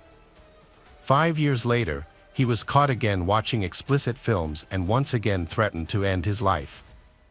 It was also revealed that Martin had multiple relationships with women across the country. 2 of these women, Anna Osborne and Gypsy Willis, were more than just casual lovers. Anna owned a laser appeal clinic and met Martin in 2005 while he was working as a consultant. At the time, Anna was facing a difficult divorce, and Martin offered to act as a mediator between her and her husband. The reason is that he has specialized training in the field of lawyers. After that, Martin and Anna's relationship quickly became intimate. In conversations, he often bragged that with just the right combination of drugs, he could kill people easily, making death look natural, like a heart attack. He even suggested to Anna that she should kill her husband, but she initially thought that he was only joking. As for Gypsy Willis, she is Martin's true love. They met online in November 2005. Martin presented himself as a doctor and lawyer, he impressing she with his intelligence and charm. At the time, Gypsy was a 29-year-old nursing student.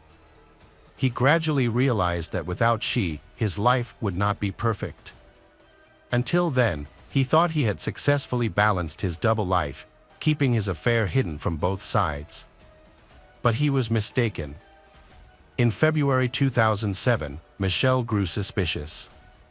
She noticed Martin behaving oddly and decided to check his phone records. She repeatedly saw Gypsy's name and number. So she confronted him about the affair. He admitted to it and promised to end the relationship with Gypsy on one condition: Michelle had to work on herself, specifically her appearance. He asked her to have a facelift. At first, she was hesitant. She felt she needed to prepare for the surgery, as she had high blood pressure and wanted to address that first. However, he reassured her that everything would be fine. Reluctantly, she agreed, hoping the facelift might improve their marriage. Then, they met the surgeon, who would perform the surgery. Just moments before Michelle was put under anesthesia, Martin pulled the doctor aside and handed him a detailed list of medications to prescribe. He assured the doctor that he would personally oversee Michelle's recovery. Trusting Martin's medical expertise, the surgeon agreed without any hesitation. The operation was a success, and the doctor prescribed the medications as Martin had requested. However, these medications were dangerous when combined. The doctor assuming Martin would manage them properly, so he has no reason to worry. On April 3, 2007, Martin brought Michelle home from the hospital. She was heavily sedated, her eye was bandaged, and Martin took care of her. Their eldest daughter, 22-year-old Alexis McNeil, was studying to become a doctor, following in her father's footsteps. On April 10, 2007, she returned home for the holidays and to care for her mother, Michelle, who was recovering from surgery. She immediately noticed that her mother looked unwell and wanted to help. But Martin refused to let her. He asked Alexis to leave the bedroom, insisting that he would take care of Michelle himself. The next morning, Alexis found her mother in a state of exhaustion, lethargic like a zombie. She confronted her father, Martin, and he admitted he might have given Michelle too many pills. He explained that Michelle had vomited, so he gave her additional doses. Shocked that her father, a doctor, was mishandling her mother's medication, she insisted on taking over the responsibility of administering the pills. In private, Michelle confided in Alexis, asking to touch each pill before taking it. With her vision obscured by bandages, she relied on the unique markings on the pills to identify them. Michelle revealed she didn't trust Martin, believing he was up to something sinister. She even pulled Alexis close and said that if anything happened to her, Martin will be the one to take responsibility. Michelle recovered quickly, allowing Alexis to rest and continue her studies in medical school. The last time she spoke to Michelle on the phone was at 8:45 a.m. on April 11, 2007. When Alexis asked Michelle how she felt about Martin, Michelle responded happily, saying he was sweet and loving. She reassured Alexis there was nothing to worry about. However, Alexis unable to shake a sense of foreboding that something was wrong. During the morning of April 11, 2007, Martin left for work as usual. He then picked up his youngest daughter, Ada, from school at around 11:35 a.m. When they got home, he told Ada to go find her mother, Michelle, while he started preparing dinner in the kitchen. Little girl ran through the house calling out for her mom, but received no response. Eventually, she checked their bedroom, but her mother wasn't there. Thinking her mom might be taking a bath, little girl headed to the bathroom. She stumbled upon a horrifying scene that would haunt her forever. She found her mother, fully clothed, lying face down in the bathtub. The water had turned a reddish-brown color. Shocked and terrified, she screamed and called for her father, Martin.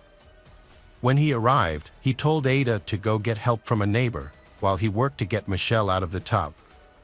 Then, Martin made a series of calls to 911. Some calls were abruptly disconnected, while in others, he claimed to be a doctor performing CPR on his wife, only to hang up again. These unusual behaviors prompted the 911 dispatcher to keep recordings. Shortly after the discovery of Michelle's body, Martin's son Damien and Damien's girlfriend, Eileen, arrived at the house. Martin speculated that Michelle might have overdosed on medication and passed out in the tub. However, instead of checking the medication himself, he insisted that Eileen flush the pills down the toilet and dispose of the packaging. The medical examiner concluded that Michelle had died from a heart attack, and police reports classified her death as unnatural. On the afternoon of April 11, 2007, Alexis received a strange message from her father, Martin. He mentioned that Michelle wasn't getting out of bed and asked Alexis to call her. When Alexis tried, Martin answered and said that Michelle was now in the bathroom, not breathing, and that he had called an ambulance. He then hung up abruptly, without waiting for her reaction. Alexis, one of the last people to learn about her mother's passing, hurried to Utah. She was deeply saddened by her mother's sudden passing, and she suspected that her father might be responsible. Her first reaction was to check how much medicine her mother had left, as she knew how many pills her mother had taken and how many should remain. However, Damien's girlfriend, Eileen, had thrown the pills away before she could check. The medical examiner concluded that Michelle had died from a heart attack, and police reports classified her death as unnatural. However, Alexis suspects that her father, Martin, is responsible for her mother's death. She confided everything to her older sister, Rachel, but no one wanted to believe that their father could harm their mother. Martin enjoyed taking risks and pushing boundaries. However, when he told his daughters to go to church and pray for God to send them a new nanny to care for the younger children, he crossed a line. Their mother had been buried only 3 days earlier, but the daughters obeyed their father and went to meet the nanny. The woman introduced herself, and Martin acted as though he was meeting her for the first time. In truth, he knew her very well. She was his mistress, Gypsy. She introduced herself as Jillian, but Alexis immediately recognized her as Gypsy Willis. Alexis warned her father, Martin, not to bring Gypsy into their home, but he ignored her. Less than a month after Michelle's funeral, Gypsy moved in with he. She didn't behave like a nanny at all. She didn't care for the children, clean, cook, or do any household tasks. Instead, she spent every night in Martin's bed. Rachel and Alexis questioned their father, Martin, demanding to know why this so-called nanny wasn't doing her job. However, he threatened to kick them out of the house if they didn't treat Gypsy well. With the help of their aunt, Michelle's sister, Rachel and Alexis cooperated with the police to investigate their mother's death. Meanwhile, Martin was scheming again. Gypsy is in debt, and Martin came up with a plan to solve it. He told her that creditors wouldn't be able to find her if she changed her identity, and he found a way to make it happen. Martin adopted a 16-year-old girl named Giselle, then sent her back to her biological family in Ukraine so Gypsy could steal her name and social security number. Then, he told Giselle that he would adopt her in the summer, but she never heard from him again. When Martin returned to Utah, he found a new home for his 3 other adopted daughters. A year later, Giselle's cousin, Gil, visited to check on her well-being. Upon arriving, Gil discovered that Giselle was living in extreme poverty with her biological family. Meanwhile, in the United States, Gypsy was living a comfortable life under Giselle's identity. Martin even altered his will, leaving everything to Gypsy. At times, he referred to Gypsy as his wife, while at other times, he claimed she was his daughter. When Gil brought the real Giselle back from Ukraine, Martin and Gypsy's fraudulent scheme involving fake documents was immediately exposed. In 2009, both pleaded guilty to federal charges and served time in separate prisons. While he was incarcerated, Rachel and Alexis tried to produce evidence of his involvement in the death of their mother, Michelle. The chief medical examiner agreed to review Michelle's toxicology report. Although each drug in her body is not toxic when taken individually, their combination can lead to death. The examiner also concluded that Michelle could not have taken the drugs on her own. As Rachel and Alexis investigated further, they uncovered the extent of Martin's lies. They discovered that his entire career was built on forged credentials. Adding to the scandal, Martin was still collecting disability payments from a brief stint in the military. Martin completed his prison sentence for fraud, forgery, and identity theft in July 2012. Perhaps he had plans to change himself, maybe become an astronaut, a nuclear physicist, or whatever his imagination could come up with. But he never got the chance. In August 2012, he was officially charged with the murder of Michelle. Tragically, Damien, one of Michelle's children, wasn't there to support Rachel and Alexis during this time. A few years after Michelle's death ended his life. Rachel and Alexis testified against their father, Martin, thereby exposing all of his lies and fraud. It also came to light that he had begun sexually assaulting Alexis just 6 weeks after Michelle's murder. He was convicted of this assault in a separate trial. Years after Michelle's death, her family finally uncovered the truth they had been seeking. Martin had drugged Michelle with substances that were nearly undetectable, then left for work to establish his alibi. In 2013, Martin McNeil was found guilty of murder and sentenced. As for Gypsy, she was only charged with identity theft and has maintained a low profile since the trial. Michelle and Martin's daughters are determined to completely eliminate their father's negative influence and figure from their lives. Alexis got married and adopted her 3 younger sisters. She also changed her last name from McNeil to Summers, her mother's maiden name.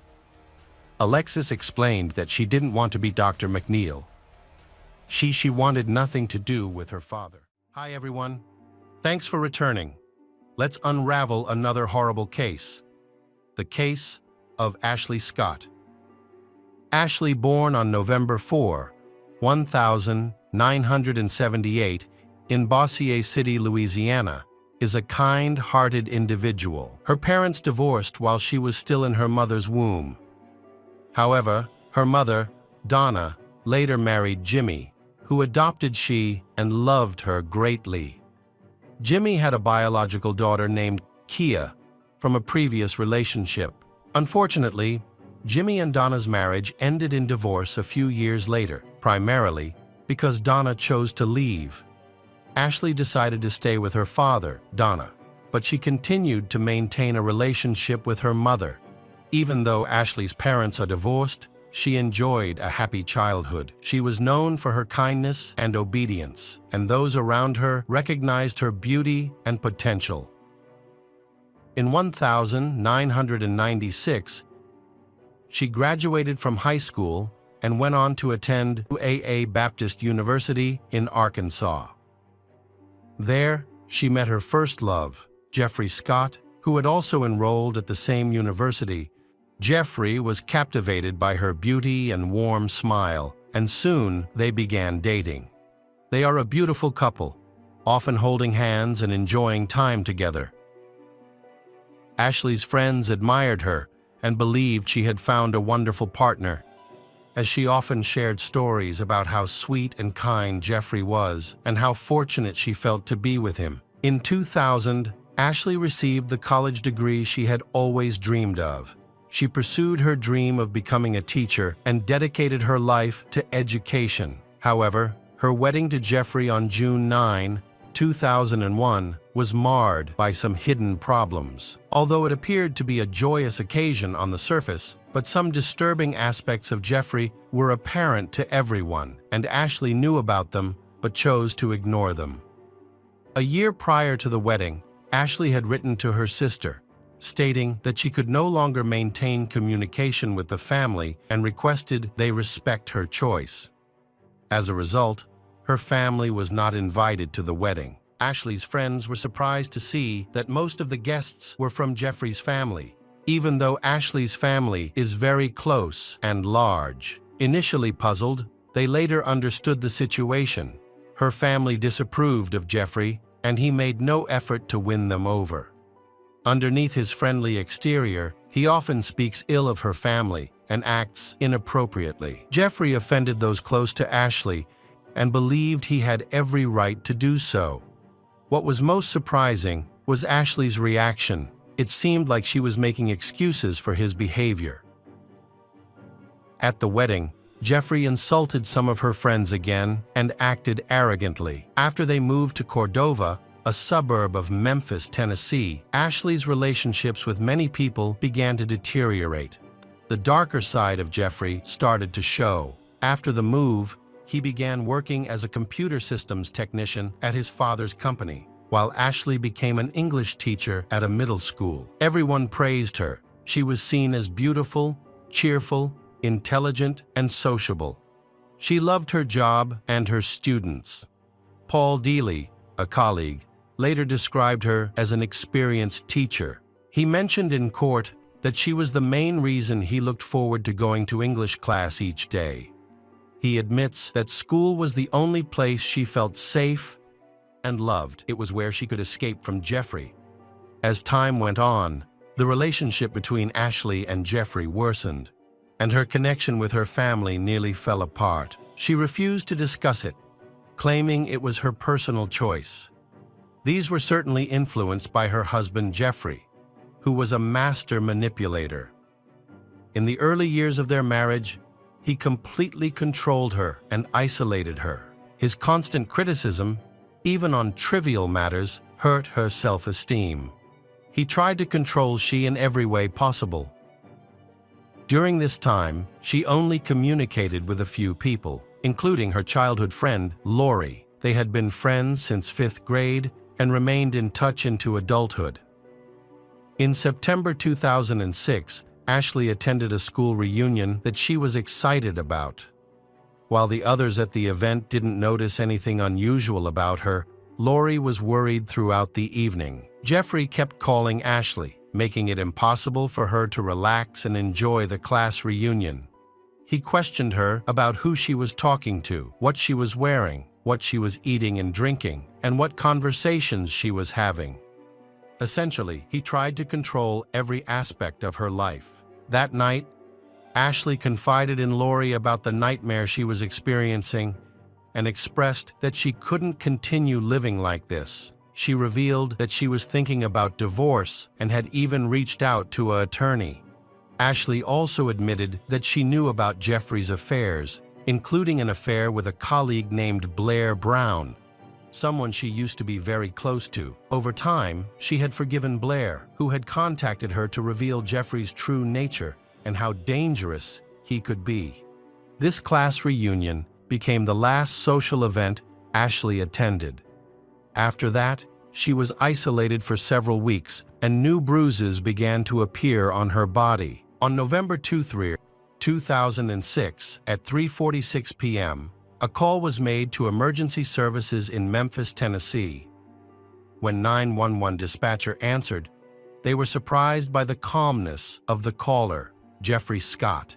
He reported that his wife had passed out at 11:00 a.m., but a voice in the background said she might be dead. The dispatcher asked for clarification, and he stated that his wife had been breathing moments before, but now appeared to be dead. What was remarkable about the call was that Jeffrey did not appear distressed, his voice remaining calm throughout the conversation.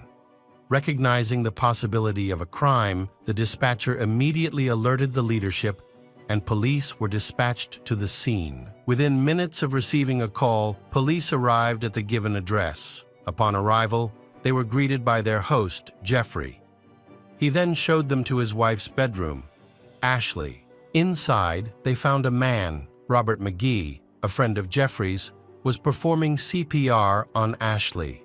Dr. Robert informed the police that she was still alive, but her health condition was critical, with her pulse and blood pressure being very low. Upon closer inspection, medical responders found evidence of severe trauma. Ashley had suffered a head injury, likely caused by a blunt object. Her condition was dire. Her pupils were dilated and unresponsive to light. She also had bleeding from her mouth and nose, and many bruises. Scratches appeared all over her body, especially on her legs, chest, and back. The medical team attempted emergency resuscitation. They inserted a breathing tube, used a defibrillator, and administered medication to stimulate her heart. Unfortunately, all of these methods failed. Jeffrey was in critical condition and close to death. She was eventually taken to the hospital, and a neurosurgeon was called in to assess her condition. The neurosurgeon's assessment confirmed the medical team's initial diagnosis. Ashley's brain was no longer functioning due to severe damage. Doctors therefore decided to stop treatment to end her pain and disconnected her life support. She passed away shortly after. There was no doubt that Ashley had been brutally murdered. Her right ear was green, a sign often seen in people who were repeatedly hit in the same spot. A man's shoe print on her back suggested that someone had stamped or even jumped on her. Furthermore, her body showed multiple bruises at different stages of healing, indicating that she had suffered repeated abuse. Meanwhile, police were questioning two individuals, Dr. Robert and Jeffrey. Robert cooperated with the investigation, sharing what information he knew about the incident. He revealed that he had received a call from his friend Jeffrey at 2:30 p.m. He and Jeffrey had been friends since college and kept in touch occasionally. Jeffrey explained to he that Jeffrey and his wife had been drinking the night before, and afterward, she hadn't been feeling well. When she didn't wake up the next day, Jeffrey sought his help, although busy at the time, but he went to their house where he found Jeffrey next to Ashley, who showed no signs of life. Robert suspected that Jeffrey and Ashley had an argument and that something unfortunate had happened, which they wanted to keep quiet. That was why they contacted him. He was aware that they was facing difficulties and each reacted differently. Ashley had turned to alcohol as a means of relieving stress, while Jeffrey became angry and often lost control, hitting Ashley. When Robert examined Ashley, he realized that the situation was much more serious than he had initially thought. Unfortunately, Ashley had little chance of survival and required urgent medical attention immediately. So, he urged Jeffrey to call 911. Meanwhile, Robert analyzed the situation and thought that something much more serious had happened. He suspected that a crime had been planned. When speaking to the police, he admitted that he had deliberately kept Jeffrey at the scene to prevent him from escaping. Jeffrey remained completely emotionless throughout the entire ordeal. He appeared unconcerned about the fate of Ashley, the woman he once loved. When questioned by the police about what had happened, he explained that the previous night had ended in an argument.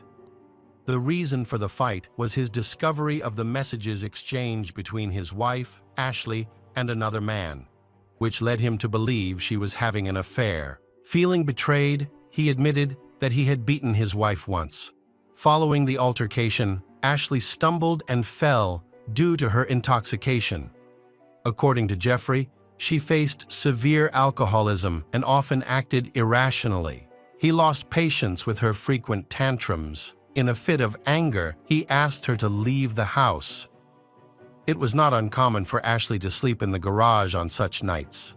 The next morning, he found her still asleep in the garage and, feeling a pang of sympathy, carried her back into the house and laid her down on their bed. However, as the day went on, Ashley still hadn't woken up. Jeffrey realized something was wrong and attempted to revive her himself. He then called a friend named Robert, who was a doctor, to come to the house. However, the police did not believe his account. When they arrived, Ashley was covered in bruises from head to toe and had severe injuries to her face and head. Even if she had been drunk and fallen, she wouldn't have sustained such extensive injuries. It was evident that she had been assaulted. Jeffrey was arrested and charged with aggravated assault, and once the autopsy results were released, the charge was elevated to first-degree murder. The pathologist's report revealed that Ashley died from a subdural hematoma on the right side of her brain. Such injuries occur from a significant blow to the head, causing the brain to collide with the skull, which leads to severe bleeding and swelling that cuts off the oxygen supply. This process causes parts of the body to weaken, causing extreme pain. Tragically, she could have survived if help had arrived within the first few hours. Additionally, over 50 hematomas of varying colors and densities were found on her body, confirming that she had been repeatedly attacked. It's difficult to fathom the pain she experienced. The saddest thing is that the person who caused this pain was her husband, Jeffrey, the person who was supposed to protect her. After Jeffrey's arrest, detectives examined the crime scene and found signs of a struggle throughout the house. Items were scattered, furniture was turned over, and a broken vase was in the living room. On the kitchen table, near a laptop, are printed text messages between Ashley and her lover. These text messages support Jeffrey's testimony about the cause of the crime. In the garage, officers discovered bloodstains on the floor. Inside her car, they found women's clothing and personal items, including a handbag with her documents and passport. It seemed that she had been planning to escape, but did not succeed. Officers then interviewed family members and friends, uncovering unexpected details about their lives and the circumstances surrounding the incident. Unfortunately, Ashley is having a difficult time in her relationship with her husband, Jeffrey. From the very beginning, they believed that their relationship would turn out well. However, he quickly became abusive, making her life extremely miserable. Lori's testimony became very important to the investigation. Detectives were interested in what Ashley's family and friends had to say. Through their conversations, they gathered a lot of useful information. Lori also shared that just before Ashley's death, Jeffrey had called her multiple times to complain about his wife. He claimed that Ashley drank heavily, lost her balance, and frequently fell, which explained the bruises on her body. However, the next morning, Ashley would not remember these incidents and would blame Jeffrey instead. He believed that Ashley's increasing alcohol dependency was due to their mutual friend Blair, whom he accused of corrupting Ashley and turning her against him. Jeffrey also expressed that he no longer wanted children because he felt disgusted by Ashley after everything that had happened. He accused his wife of being unfaithful, lying, and struggling with alcoholism. However, Lori did not believe him and thought he was trying to excuse his own behavior. Eventually, Lori realized that Ashley was a victim of domestic violence and was in serious danger. After each of Jeffrey's calls, Lori would try to reach Ashley, but she never answered, which was unusual. The last time they met was shortly before the tragic incident. They went shopping together, but Ashley did not buy anything for herself and seemed sad and lost in thought. Lori attempted to discuss Ashley's marriage, but Ashley preferred not to ruin their time together and changed the subject. She just said she was ready for a divorce, but it made her very nervous. She knew Jeffrey very well and worried that she couldn't predict how he would react. The next testimony concerns Blair Brown, who is often mentioned when talking about Ashley's family. During her questioning, she admitted that she had been in a romantic relationship with Jeffrey in the past, which gave her insight into his uncontrollable fits of rage. It was noted that Blair and Ashley had rekindled their friendship about 6 months before the crime occurred. Blair felt sympathy for Ashley and offered her occasional support. She acknowledged that her relationship with Jeffrey was a mistake and apologized repeatedly for it. She and Ashley sometimes meet for drinks. Ashley often goes to her house to hide from Jeffrey. On one occasion, he found Ashley at her place and violently attacked Ashley's, hitting several times in the face and throwing Ashley's onto the street, showing no concern for she as a witness. Even though there have been such incidents, Ashley still justifies Jeffrey's actions. The trial of Jeffrey Scott started on January 13, 2009. The prosecution claimed that the crime was premeditated.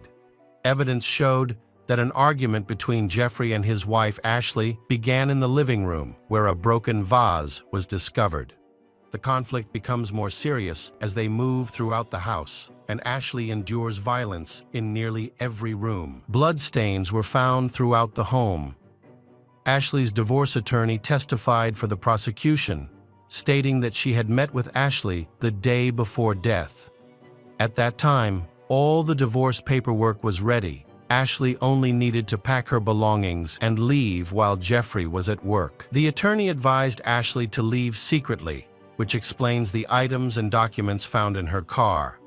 However, Ashley chose not to follow this advice because she wanted to explain her decision to her husband, a choice that ultimately proved fatal. The attorney did everything she could to assist Ashley, even offering her services for a minimal fee. She said that Ashley had been drinking and quitting work to deal with her emotions related to her marriage. This shows that Ashley needs long-term support. To ensure Ashley's safety, they communicated in secret, as Jeffrey controlled all phone calls. They met in public places or used payphones for their conversations. Witnesses reported seeing scratches and bruises on Ashley, which she tried to hide with makeup. Some people knew the source of her injuries, but felt powerless to intervene. In their final report, medical examiners noted that Ashley had been frequently kicked.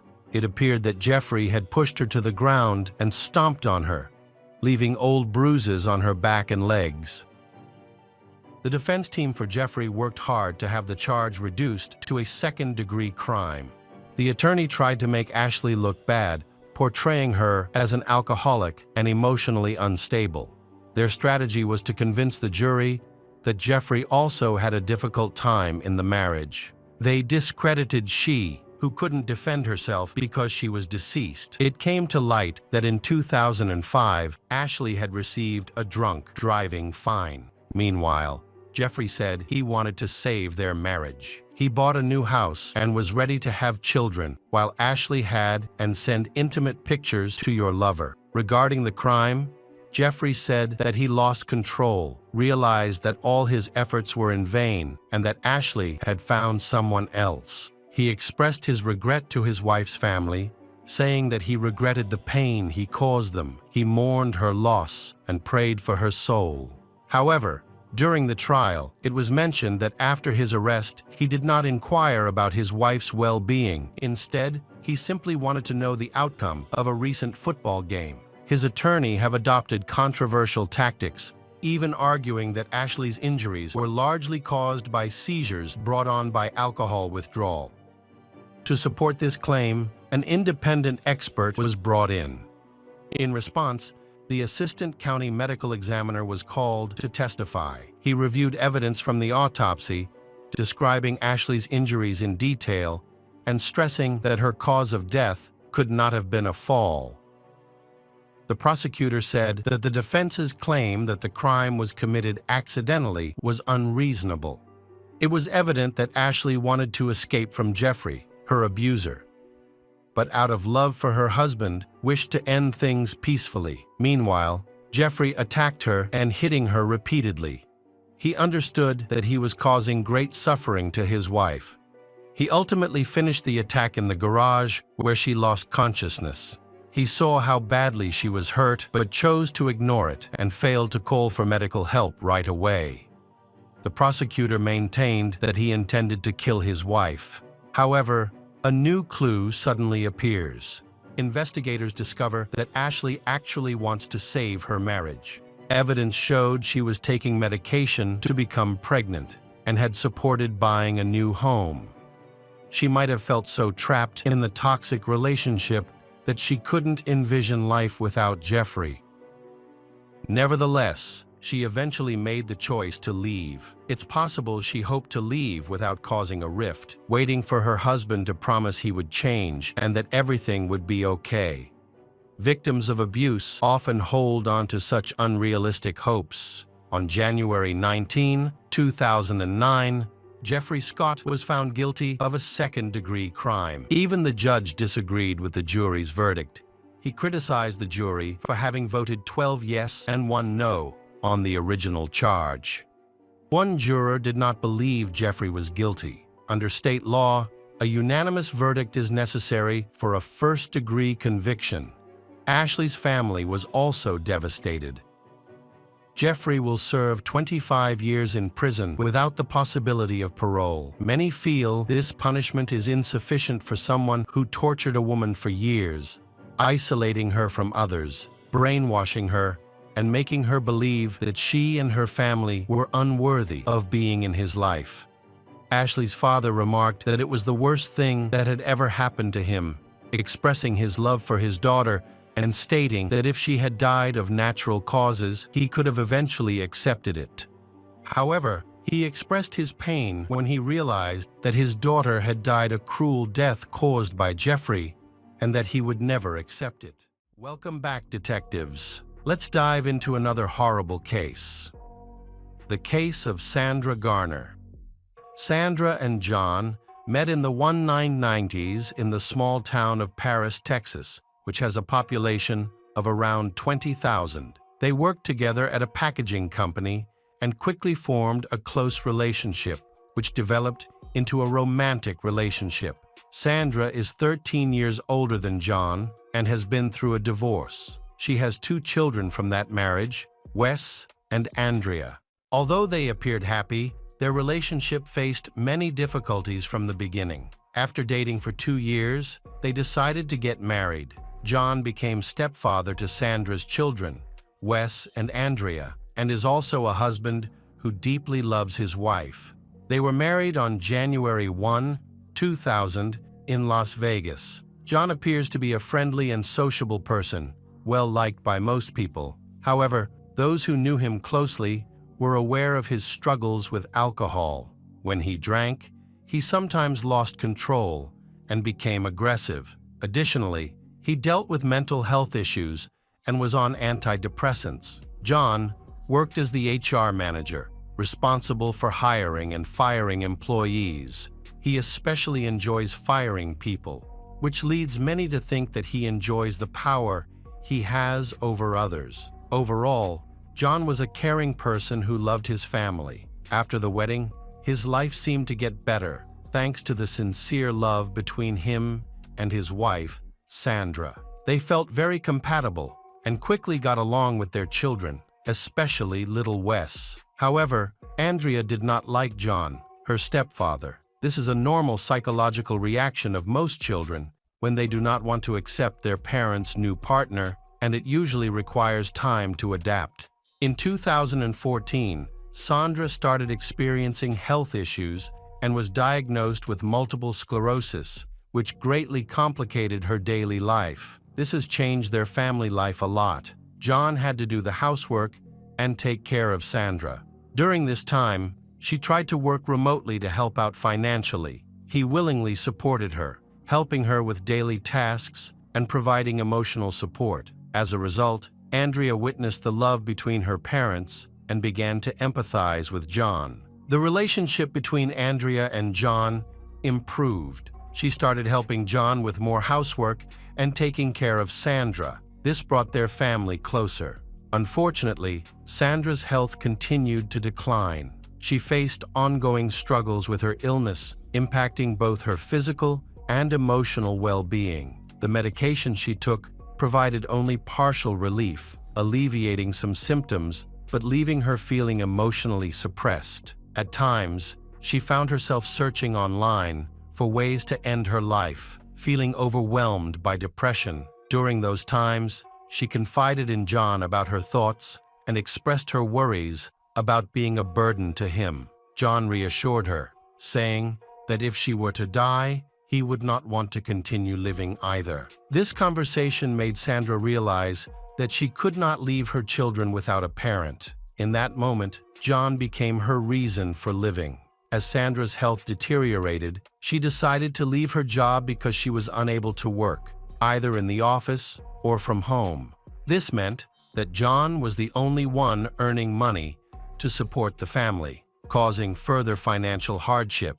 Even so, John showed no signs that he was stressed. He always supported his wife and children, was always by their side, and tried his best to help. In 2016, the family moved to a small town called Mai Sang, about 50 kilometers south of Taoist in Alice County. With a population of less than 1,000, Mai Sang is a friendly and cozy community. They loved it so much that they decided to buy a house there. John and Sandra have good relationships with both families. This was proven when John's relatives moved into a new house right across from theirs. They frequently organized joint events and celebrated holidays together. The backyard of John and Sandra's house became a gathering place for everyone. By this time, their children, Wes and Andrea, had moved out and were living independently. Sandra continued to battle her illness, but the family seemed to be doing fine, at least until 2018. On January 1st, they were set to celebrate their 18th wedding anniversary. They planned to have dinner at a restaurant and invited Sandra's son, Wes, to join them, while Andrea was away on a trip and could not attend. Wes arrived for the celebration and left around 7 p.m. Typically, Sandra and John went to bed early, around 9 or 10 o'clock, and that night was no exception. However, a terrible tragedy struck later that night. At around 1 o'clock in the morning, the 911 operator received a call from Sandra. She said she needed help and asked for both the police and an ambulance, as her husband John had been attacked. According to her, an intruder had entered their home, attacked her husband, and then forced her into the bathroom. There, the assailant ordered her to count to 100, threatening to kill her if she did not obey. She complied with his demands. Sandra told the dispatcher that her husband John was wheezing and likely still alive, and she requested help. The dispatcher provided instructions for performing artificial respiration, and she followed. Fishers were dispatched immediately, but it took them about 15 minutes to arrive. When they entered the house, they heard Sandra calling for help from the bedroom. There, on the floor, lay her husband, whom she had pulled from the bed to administer artificial respiration. One of the officers checked John's body. He was still warm, but showed no signs of life. It seemed he was still alive when Sandra called asking for help. Unfortunately, John did not survive until the authorities arrived. The medical team confirmed that he was dead. The officers then suspected that the attacker might still be in the house, so they conducted a thorough search but found no one else present. The killer had already escaped. Meanwhile, Sandra was in shock and began to have a hysterical reaction to the situation. As a result, she was unable to communicate with the police initially and required assistance. Medical personnel had to help calm her down, while detectives and forensic experts arrived to carefully examine the crime scene and collect evidence. Around 2 a.m., Sandra regained consciousness and was taken to the police station for questioning. The police checked to see if her hands were stained with gunpowder and determined whether she was the person who attacked John or not. Forensic experts photographed the crime scene, collected the clothes she wore before the police arrived, and interviewed an important witness who could describe the attacker. The police hoped she could provide useful information to the detectives. However, her illness made it hard for her to focus. Even so, she made an effort to assist with the investigation. Sandra explained that she and John had gone to bed together before the attack occurred. Everything happened so quickly that she didn't fully comprehend what was happening or see the attacker clearly. She was overwhelmed with fear. She recalled being awakened by a gunshot around 12:45 a.m., followed by a second shot. In the bedroom, she saw a man with a flashlight and a gun jump from the bed to the floor. She hid and screamed, hoping someone would hear her and come to help. The intruder was wearing a blue sweatshirt and jeans, a mask, and was much taller than she was. Sandra pleaded with her attacker not to kill her. He responded that he was there to take revenge on John and meant her no harm. He explained that he had been working hard at the company where John worked, but he was fired several years ago, which led to him losing his home and ruining his life. This grudge against John was the reason for his actions. Then demanded to see the safe. Sandra led him to the closet, where the reflections from the metal door allowed her to get a better look at him. She tried to get a better look at him, but he threatened to kill her if she did so. Fearful, she turned away and stopped trying to look at him. Then, he opened the safe and handed over the money, which she estimated to be around $18,000. She couldn't provide an exact figure since it had been a long time since she last counted it, but she was confident that it was $18,000. The police had no way to verify this, so they had to take her word. After taking the money, the attacker ordered her to go to the bathroom and count to 100. The interrogation lasted several hours, after which the police allowed Sandra to return home. By then, her family had gathered to support her during this difficult time. She needed them now, more than ever. She was deeply saddened by what had happened. However, some family members doubted her sincerity. Many people noticed her strange behavior immediately after she spoke to the police. She returned to her house, even though the attacker might return, as if she was not worried about the incident. In fact, Sandra seemed to be hoping the man would come back so she could attack him. Meanwhile, her family arrived at her son Wes's house and informed him that John had been killed. He was shocked and immediately went to the police station to report the incident. What was strange was that he did this before going to visit his mother. He did not even call her to ask about the situation. Later, the police understood Wes's actions.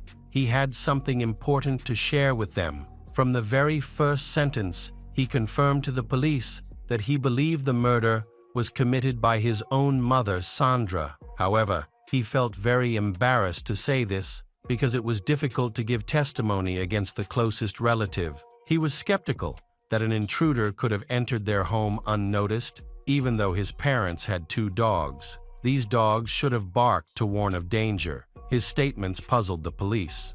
During the initial interrogation, Sandra's testimony was so clear and convincing that the police had no doubts about her. However, Wes maintained that his mother could have killed John, prompting the police to consider this possibility. Police thoroughly searched the entire crime scene, including the main house and several outbuildings like a garage and a barn. In the garage, they discovered Sandra's Ford Mustang. They were looking for her self-defense pistol, which Wes mentioned was usually kept in her purse but is sometimes hidden under the seat of the vehicle. Unfortunately, they could not locate the weapon. In the house, police discovered a total of 49 pistols and 10 rifles. All of these weapons belonged to John, a gun enthusiast who did not know how to store them safely. These weapons are kept all over the house, suggesting that John wanted a gun to be ready for use in emergency situations. This indicated that he might have feared an attack from enemies. However, one notable weapon was missing from his collection: a Taurus .38 revolver registered to Sandra. It is possible that the revolver was lost, stolen, or misplaced. Additionally, a small amount of gunpowder residue was found on her hand, which could have come from accidental circumstances, such as being near her husband John when he was killed. Besides, during cardiopulmonary resuscitation, Sandra touched her husband. The amount of gunpowder residue on her hands was minimal, suggesting she might have come into contact with it after the murder. Initially, she may have had more gunpowder traces, but they may have been deleted during the move. Although this evidence was circumstantial, it was quite suspicious, leading to her becoming a suspect in her husband's murder. During the investigation, police decided to examine Sandra and John's tablets and mobile phones. These devices were confiscated to analyze their messages and internet searches. Investigators discovered that Sandra was conducting very suspicious searches, including searching for fentanyl and other powerful drugs. Even more troubling, shortly before John's death, she had searched for methods to kill someone and ways to conceal a crime. However, these searches are not enough to definitely confirm her malicious intentions, as they are mixed with normal searches. Still, they raise suspicion. On January 4, 2018, police investigated the possibility that Sandra was involved in John's murder. The only issue was that they had yet to locate her gun. Officers consulted her son, Wes. He suggested that if he were searching for the gun, he would check his mother's car. Consequently, police decided to conduct a more thorough search of the car and garage. When the detectives arrived at Sandra's house, they found that the garage was locked. They asked Wes to open the door for them, and he went to see his mother. He had asked her to give him a spare key so the police could get into the garage. However, she was visibly terrified. She insisted that she would not let the officers in, demanding that they leave immediately. All those who witnessed this gesture were shocked. Her reaction left them feeling strange. Previously, she had communicated openly with the police and was willing to help in the investigation. However, on that day, she had a very strong reaction. Initially, Sandra expressed disappointment with her relatives because they suspected her of guilt. Afterward, she left the house and went to her garage in an attempt to stop the officers from searching. However, her efforts were in vain. The police informed her that they would conduct a search, even if she did not want it. If she refused to provide the key, they would break down the door, since they had a warrant. Consequently, she had no choice but to comply and unlock the garage. When they got in, they immediately checked under the driver's seat of the Mustang. There they found a grocery bag containing a paper towel that wrapped a rusty .38 caliber revolver. This suggests that during the initial search, the weapon was hidden elsewhere, and she later returned it to its usual location. This is absolutely certain because the police team that conducted the previous search was present at the scene again. Sandra was likely very nervous and reluctant to let the police into the garage. The investigators questioned Wes again, and he claimed to have seen Sandra put the murder weapon in her car after the police had left. However, she denied this accusation. It was puzzling because she had no motive to kill her beloved husband, who had always cared for her. The detectives decided to question Sandra again, not just as a witness, but as a suspect in her husband's brutal murder. They made it clear they suspected her of the crime. They pressured her, accusing her of lying and trying to obstruct the investigation. Although she was visibly upset and denied any involvement in the crime, her emotional response seemed sincere. She confirmed that there were no weapons hidden in her car. She was emotional at the time and could not provide any further information. Experts analyzed the flight path of the bullet from the gun used in the case. They determined that the shots were fired from the revolver found in the car, and the bullets collected matched this weapon. However, no fingerprints or DNA from Sandra were found on the revolver, indicating that it could have been used by anyone. Despite this, she could still be arrested and charged, but it would take more evidence to build a full case. The police went to arrest Sandra at her home, but she was not there, so they waited for her to return. When she drove up in her car, she was surprised to find herself immediately arrested. John's family watched from the windows of a nearby house. As the police handcuffed the family members of John erupted in applause. They feel grateful that justice was finally served and believe that she was the one who shot John. Sandra was taken into custody and her bail was set at $2 million, an amount she could not afford. As a result, she remained in prison for a long time. On March 21, 2018, Sandra Garner was officially charged with the murder of her husband, John. She spent 1.5 years in prison, which took a severe toll on her health. When she appeared in court in September 2019 in Waxahachie, Texas, she looked very unwell. It seemed that the situation had drained her of her remaining energy. She appeared physically worn out and emotionally exhausted. From the outset, the prosecutor's office believed they had strong reasons and sufficient evidence to convict her. However, as the prosecution's case progressed, it became increasingly clear that Sandra might avoid punishment, as the evidence against her was largely circumstantial. One of the key witnesses in this case is Sandra's son, Wes. He actively sought to push the investigation forward, even implicating his own mother.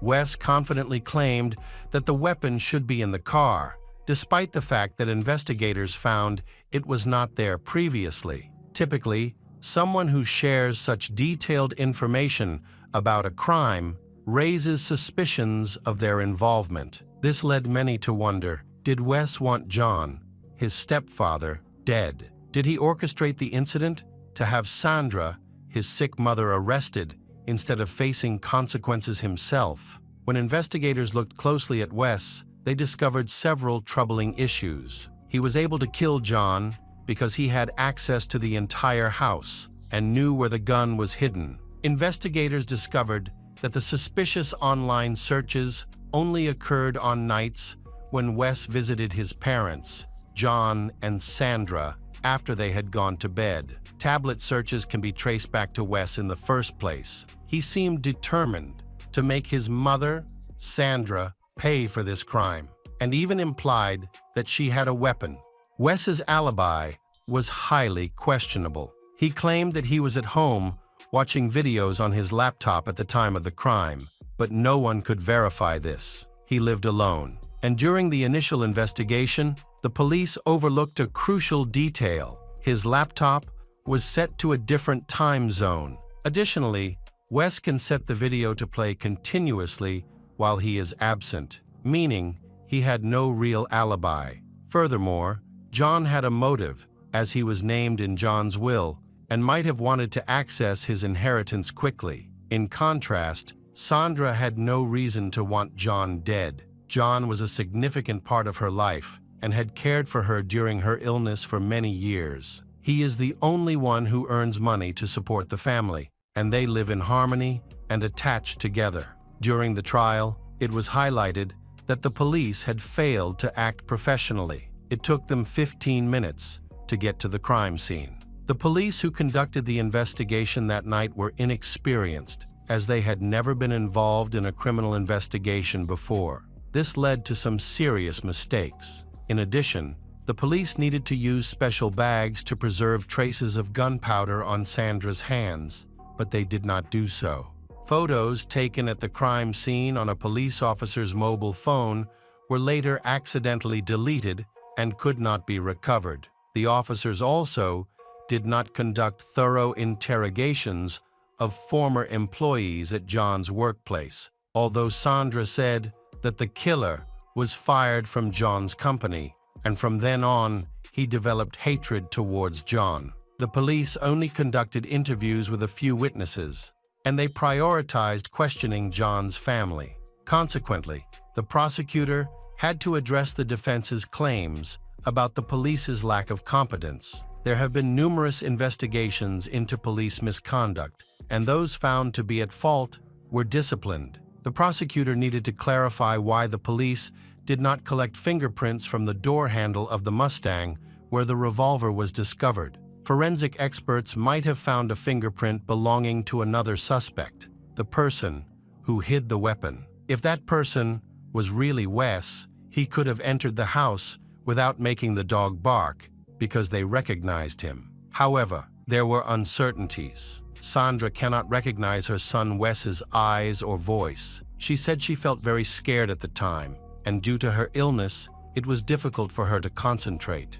As a result, she overlooked many details and did not fully understand who she was speaking to, and Wes could have altered his voice during their conversation. During the trial, Sandra asserted that her son, Wes, was responsible for the murder of her husband, John. She noted that all evidence pointed to Wes, and he even hid her gun and tried to arrange everything to blame her. Recently, she had observed his suspicious behavior and noted that he had become distant from John, with whom they had previously been friendly. To verify her claims, a cross-examination was conducted. This process can help prove innocence, but it carries risks. Even small mistakes in her answers can sway the jury against them. She has difficulty during this interrogation process, providing inconsistent answers and leaving many gaps in her story. She believes the cause was confusion and health issues,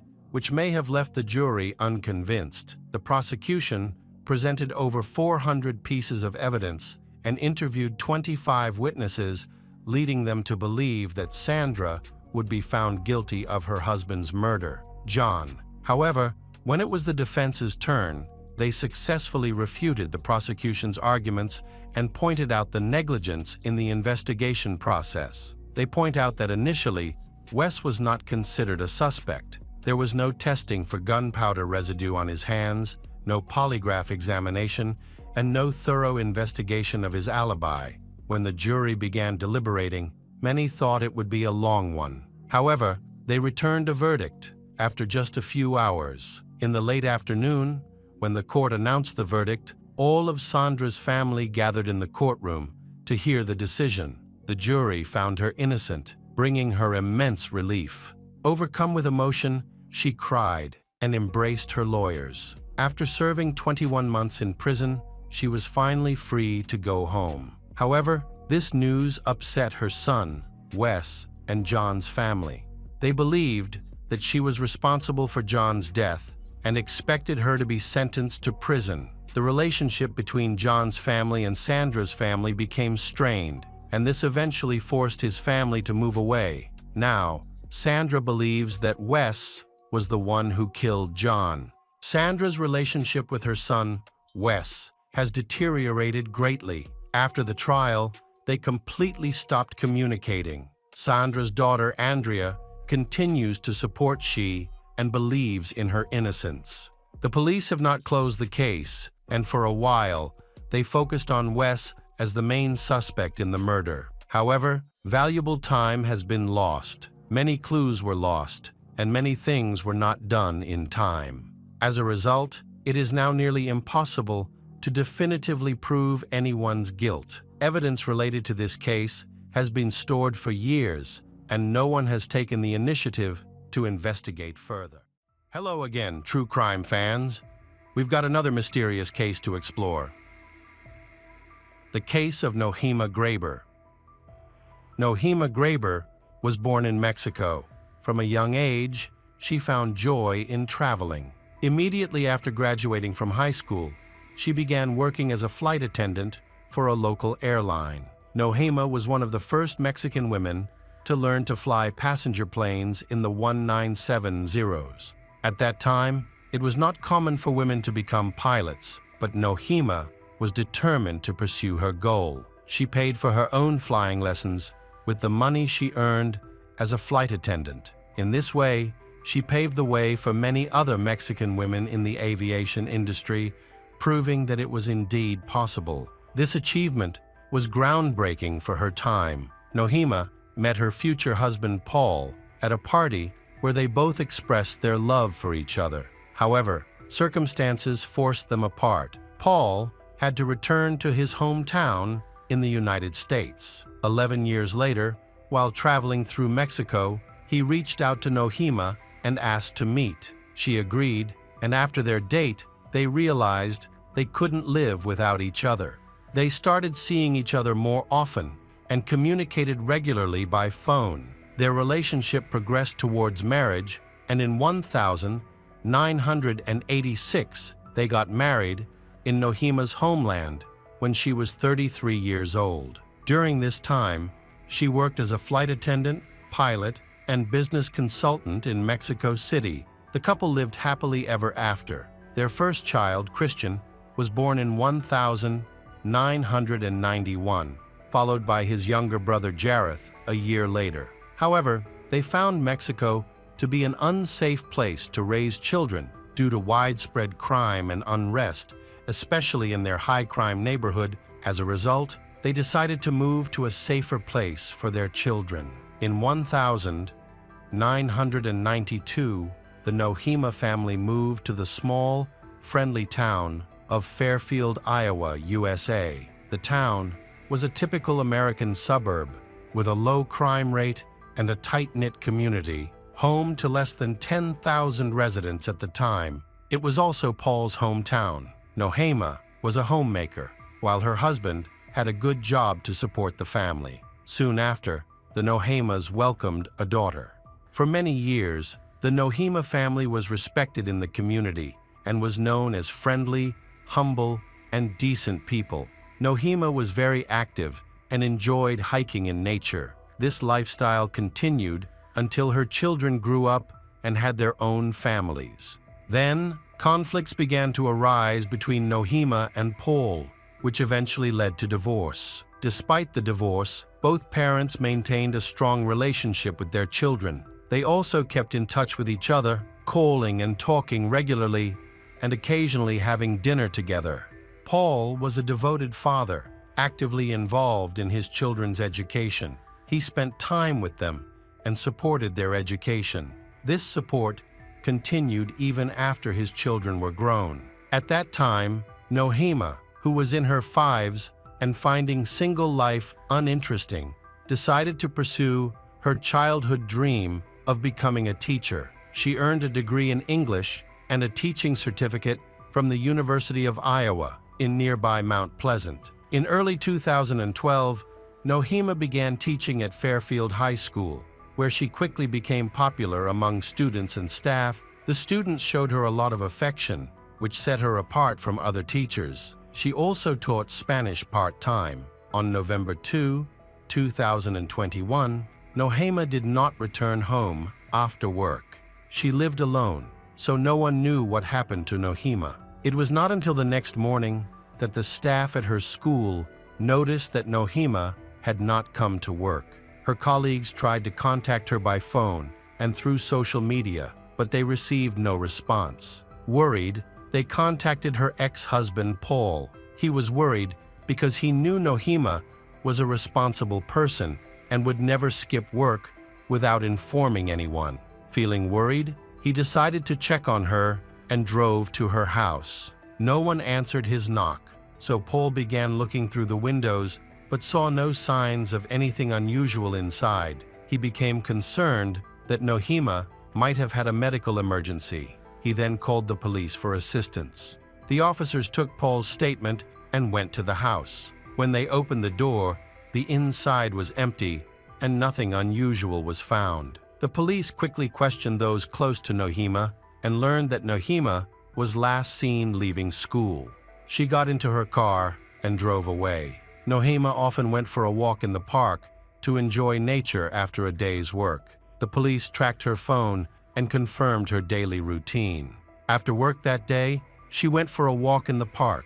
Police requested surveillance camera footage from the park and began an investigation. A family member provided valuable information about Nohima's daily walking route.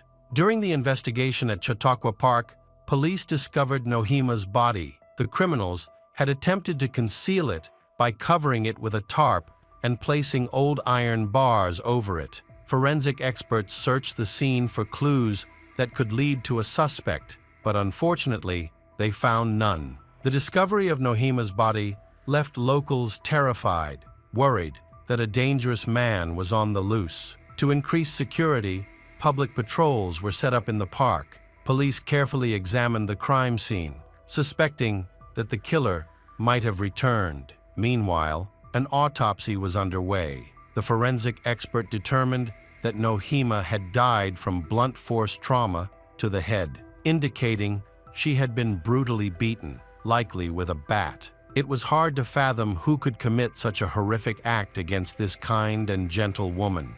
Those who knew her insisted that she had no enemies or anyone who would wish her harm. A school student suddenly contacted the police with information about two teenagers. The informant revealed that these teenagers were her classmates who had boasted about a murder on social media. The suspects were identified as 16-year-olds Willard Miller and Jeremy Goodale. Even though their social media accounts had been deleted, the police managed to review their profiles, which raised several concerns. Police began interviewing students in Nohima's class, and multiple witnesses reported that on the day of her disappearance, she had argued with Willard. He claimed that she had unfairly given him low grades, which affected his overall grades. Willard initially asked Nohima to raise his grade. However, she believed that with more effort, he could have achieved better results on his own.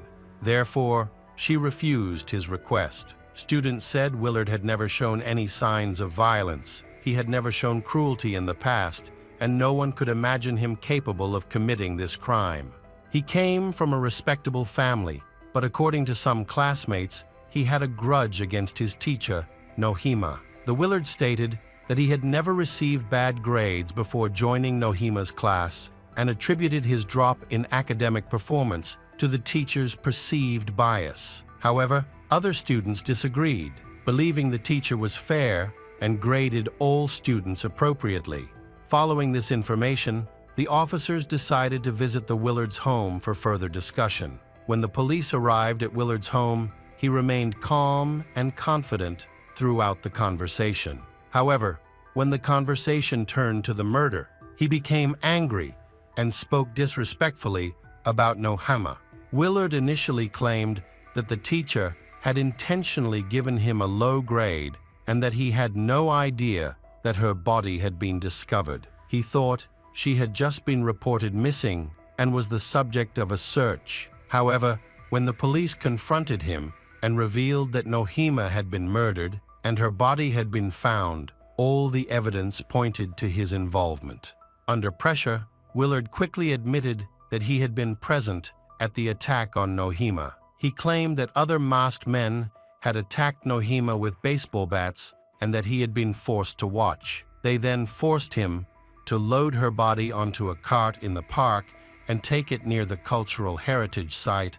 Willard denied any role in the crime. At the same time, police were searching for Nohima's car, which was missing from both the school parking lot and the park. When questioned, Willard again spoke of the mysterious masked attackers. He said that after the attack, they forced him to drive Nohima's car and left him in a secluded area. However, Willard could not clarify who the masked individuals were, what their motive was for killing the teacher, or how they arrived at the crime scene. His testimony did not convince the police. Police also arrested Willard's friend, 16-year-old Jeremy. Jeremy gave a similar account and denied any involvement in the murder. During the investigation, they discovered a disturbing notebook belonging to Jeremy. After examining its contents, police determined that in the months leading up to the tragic incident, the two boys had been following Nohima and recording her actions. They recorded details such as what time she left school, how long she stayed in the parking lot, where she went, and other specifics. These notes revealed a significant part of her daily routine. She would go to the park alone after work, taking the same route every day. On November 2, Nohima went to the park as usual and was attacked by Willard and Jeremy. They struck Nohima several times in the head, causing her to fall and become unconscious. Willard and Jeremy then dragged her off the park trail, where they continued to beat Nohima until she died.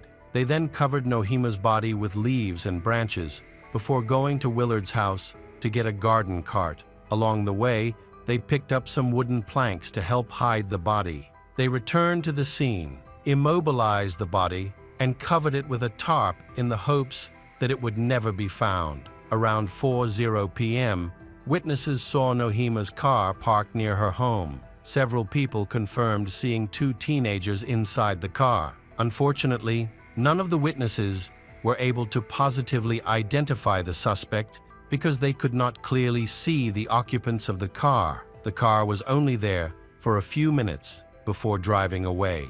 A friend of Jeremy's provided additional information.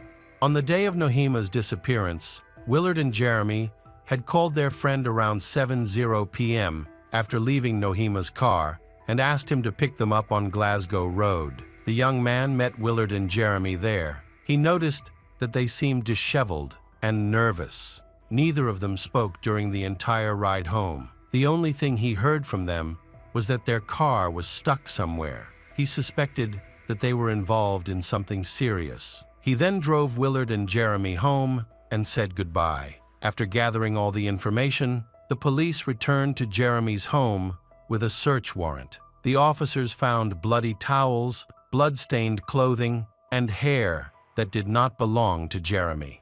They also recovered two bloody baseball bats from the home. Forensic analysis confirmed that the blood belonged to Nohima. More evidence quickly emerged. During interviews, several students admitted to seeing messages from Jeremy on messaging apps. In these messages, he detailed how he and a friend killed their homeroom teacher, Nohima. Jeremy explained that he was motivated by the belief that Nohima had unfairly graded their work. He went on to describe the baseball bat murder, how they transported the body, and the theft of their car, which they then abandoned. The police examined the phones of Jeremy and Willard and discovered that the two communicated with each other about the murder. Their messages included details about the motive, the planning process, the location of the Nohima's body, where her car was parked, and how they disposed of the evidence. It is clear that the murder was premeditated, not a spontaneous act. Willard and Jeremy tracked Nohima's movements, and on November 2, the day she left work and went to the park, Jeremy and Willard were there waiting for her. They had studied her schedule and knew she would be alone. Police found an abandoned car belonging to Nohima along the route they checked. Surveillance footage showed that on November 16, the car arrived at the park, the Nohima got out, and 42 minutes later, Jeremy and Willard approached the car and drove away. They were wearing the same clothes found at their home, which had blood on them. On the same day, Willard and Jeremy were arrested and charged with first-degree murder and conspiracy to commit a felony. There were aggravating factors, including intentional obstruction of justice and destruction of evidence. It is important to note that for this heinous crime, Willard and Jeremy were tried as adults. Although the defense requested that they be treated as juveniles, this request was denied. If convicted as adults, they would face life in prison with the possibility of parole due to their age. Initially, Willard and Jeremy wanted to be tried together, but Jeremy's attorney argued that Jeremy was not the instigator of the crime. He was named as an accomplice. Therefore, a separate trial was requested for him. Jeremy's attorney claimed that Willard was the mastermind behind the murder of Nohema. This led to a lengthy legal battle in which Willard and Jeremy attempted to blame each other for the crime. Therefore, it was decided to hold separate trials for the teenagers. The attorneys were successful in moving the trial to a different city to avoid potential bias. Jeremy's defense attorney claimed that he was an innocent young man who was negatively influenced by Willard. However, this argument has been dismissed when it was revealed that Jeremy had bragged about the murder in a text message the day after it occurred, describing his actions and showing no remorse. Jeremy was clearly an active participant in the crime. The lawyer argued that Jeremy was questioned without any adults present, which led him to give up his Miranda rights. These rights inform suspects of their right to remain silent and to have an attorney present during questioning. However, there was no evidence of coercion. Jeremy appeared relaxed during the interrogation and was even offered donuts and coffee. The pressure and intimidation that the lawyer mentioned did not happen during his time with the police. The trial for Jeremy was set for December 5, 2021, while Willard's trial was scheduled for August 21, 2022. On November 2, a hearing took place to confirm the trial schedule, and Jeremy successfully postponed his trial. The defense team was busy preparing the case materials, and the Supreme Court was also involved. Willard's defense team requested a thorough investigation into the actions of police agencies. This investigation included reviewing police procedures and looking for any violations or inconsistencies. The defense claimed that the police had lied to obtain a search warrant. If they proved this, the lawyers could eliminate certain key pieces of evidence from the trial, preventing them from being presented to the jury during the upcoming hearings. The defense actually managed to block some of the data that the police found on the phone and computer. Attorneys tried to exclude any social media conversations and text messages that contained confessions about the murders. They claimed that Willard and Jeremy may have made up these stories or claimed responsibility for the crimes to gain attention from their peers. However, the defense's efforts were unsuccessful. During the trial, Willard's mother came to court to defend her son. She explained that when police approached her son on November 4, 2021, at approximately 5:30 p.m., they did not inform her of his possible involvement in the murder. She thought he was being questioned like any other student in Nohema's class, simply as a witness. Had she known that the police considered Willard a suspect, she would have made sure he had legal representation. She said the police visit took her by surprise. When she took Willard to the police station, she was in a hurry and accidentally took the wrong glasses. As a result, when she was asked to sign some papers there, she could not read what was on them. She told the police about her situation and refused to sign. The police assured her that it was just a formality to request permission to interrogate her son, so she signed without thinking. Now, she complained that she felt cheated. After all that had happened, she was not allowed to see her son because he had been arrested on suspicion of murdering Nohema. This situation made her extremely angry with the police's actions. Willard's mother contacted a friend who was a police officer and learned that her son, as a minor, should not be questioned without a lawyer. This information led her to suspect that both she and Willard were being tricked into expediting the case. She believed that Willard's statements were false confessions, coerced by the officers who had left him alone. This violated proper investigative procedures. The mother returned to the police station at approximately 7:30 a.m. and asked the senior inspector to stop speaking to her son, exercising Willard's legal right to do so. The police agreed to her request. However, official reports indicate that the questioning lasted a long time and did not end until 9:30 a.m. The prosecutor's office maintained that they did nothing wrong, explaining that state law allows for the questioning of minors if there is suspicion of their involvement in a crime, especially in serious cases. The police involved in the investigation denied the mother's allegations, claiming that they had clearly communicated the purpose of their visit and search, and that Willard had voluntarily consented to being questioned. However, the mother maintained that she would never have allowed Willard to be questioned without her presence and without an attorney. The prosecution said they had substantial and near-certainty evidence of Willard and Jeremy's guilt, which is why they proceeded confidently and transparently. Their actions were in compliance with state law. In Iowa, police can question minors without their parents present because the parents are likely suspects in the crime. However, if the parents are present, they have the right to request that the questioning stop or have an attorney present. The jury considered statements from Willard's parents and scheduled the trial for March 20, 2023. The defense then attempted to delay the trial again. The attorney argued that his schedule was too tight and asked that the case be postponed until later in the year. This delay was seen as disrespectful to the families of the Nohima who were seeking justice. It is unacceptable to them to assume that lawyers are too busy to adjourn the trial. Therefore, this excuse was not considered and the trial proceeded without further delay. The judge therefore set Willard's trial date for March 20, 2023.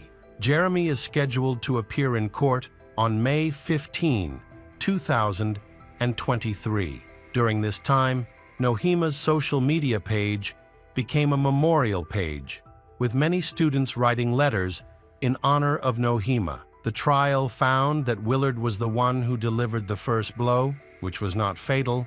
However, he then struck Nohima in the head several times. Realizing the severity of his actions, Willard apologized to Nohima's family and confessed to the crime. He was ultimately convicted of first-degree murder and attempted murder. In July 2023, Willard Miller was sentenced to life in prison with the possibility of parole. Jeremy Goodale was sentenced to life in prison with the possibility of parole after 25 years. This tragedy resulted in the death not only of Nohima, but also of her ex-husband. Paul had been battling cancer, but after hearing the news of Nohima's death, he fell into a deep depression and stopped seeking treatment. Without medication, Paul could not control his disease and soon passed away. Hello again, true crime fans. We've got another mysterious case to explore, the case of Viviana Parisi and Gioele Mondello. In August 2020 in Italy, where 40-year-old Viviana Parisi lived with her 4-year-old son Gioele and her husband Daniele Mondello in the small town of Venetia. Viviana worked as a DJ in a nightclub. Originally from Turin, she moved to Venetia to be with her husband Daniele, who was also a DJ. Together, they created electronic music and were well-known and successful figures in the local nightlife scene.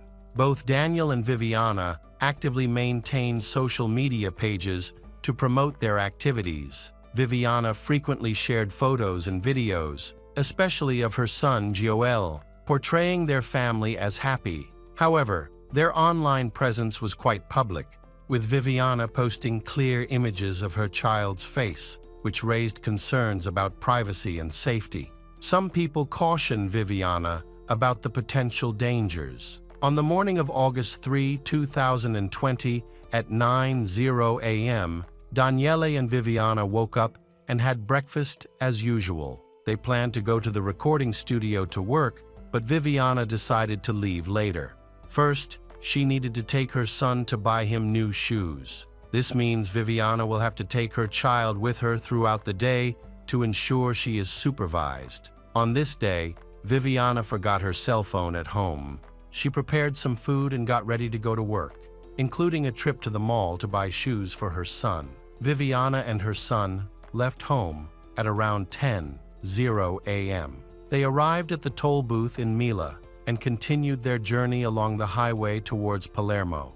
While passing through the Turde Tunnel on the Messina-Palermo highway, Viviana had an unfortunate accident. Her tire went flat and hit a road service car on the move, in which there were workers. Fortunately, it was not a serious accident. After slowly exiting the tunnel, she stopped in the nearest parking lot, just a few dozen meters from the exit. Several witnesses saw Viviana get out of her Opel. Some approached her to offer help, but she ignored them. They saw that no one was injured, so they eventually left. However, someone called the police to report the situation. The police arrived to inspect the car and found no signs of blood. Inside the car, they found Viviana's money and handbag, but neither Viviana nor Gioele were present. A long time passed. Daniele was at the studio, waiting for her to return from the trip. He tried calling her cell phone several times and left several voice messages, but he did not receive an answer. By evening, when Viviana and her son had not returned, Daniele was worried about her absence, so he went to the police to report her missing. That was when he knew that something had happened to Viviana. The police were investigating the disappearance of Viviana and Gioele because Viviana had been involved in a traffic accident that needed to be resolved. As time passed without any news, her husband became increasingly worried. For 5 days, nothing was heard from Viviana or Gioele. She was reported missing, and the Carabinieri police and volunteers were actively searching for her. Several teams searched the area around the parking lot where Viviana had left her car. On August 8, specially trained dogs joined the search. At around 3:00 p.m., they discovered Viviana Paris's body, located a kilometer from her abandoned car. She was found hidden in a bush at the foot of the observatory. At the time, drones were used to search, but the bodies were so well hidden that they could not be seen from the air. Only sniffer dogs can detect the smell of a decomposing body. Daniele received the news that devastated him. While Gioele was still missing, Viviana's body was sent for forensic analysis. Unfortunately, the condition of the body was very poor. The body showed multiple injuries. Observers noted obvious bite marks and pieces of flesh attached. A forensic expert pointed out that such injuries could have been caused by wild animals after her death. Viviana suffered multiple fractures, which are common in falls from great heights. She was found at the bottom of a 16-foot-high cliff. In order to gather more information and clarify the situation, the police began investigating Viviana's personal life. During the investigation, they began to suspect that her husband, Daniele, was involved in the incident. However, Viviana's friends and family had only positive things to say about him. Daniele admitted that Viviana had been depressed. She was even hospitalized for a short time, but was discharged shortly after. As a result, she experienced mood swings. Her relatives confirmed her difficulties, but noted that by August, she had shown significant improvement. However, it was difficult for them to fully understand her situation because they lived far away and had never met her in person until now. There is no information about the investigation into whether Viviana may have killed Gioele and then chosen to end her life by jumping off a cliff. Unfortunately, the search efforts were unsuccessful. Even with the help of sniffer dogs and drones, Gioele's body was never found.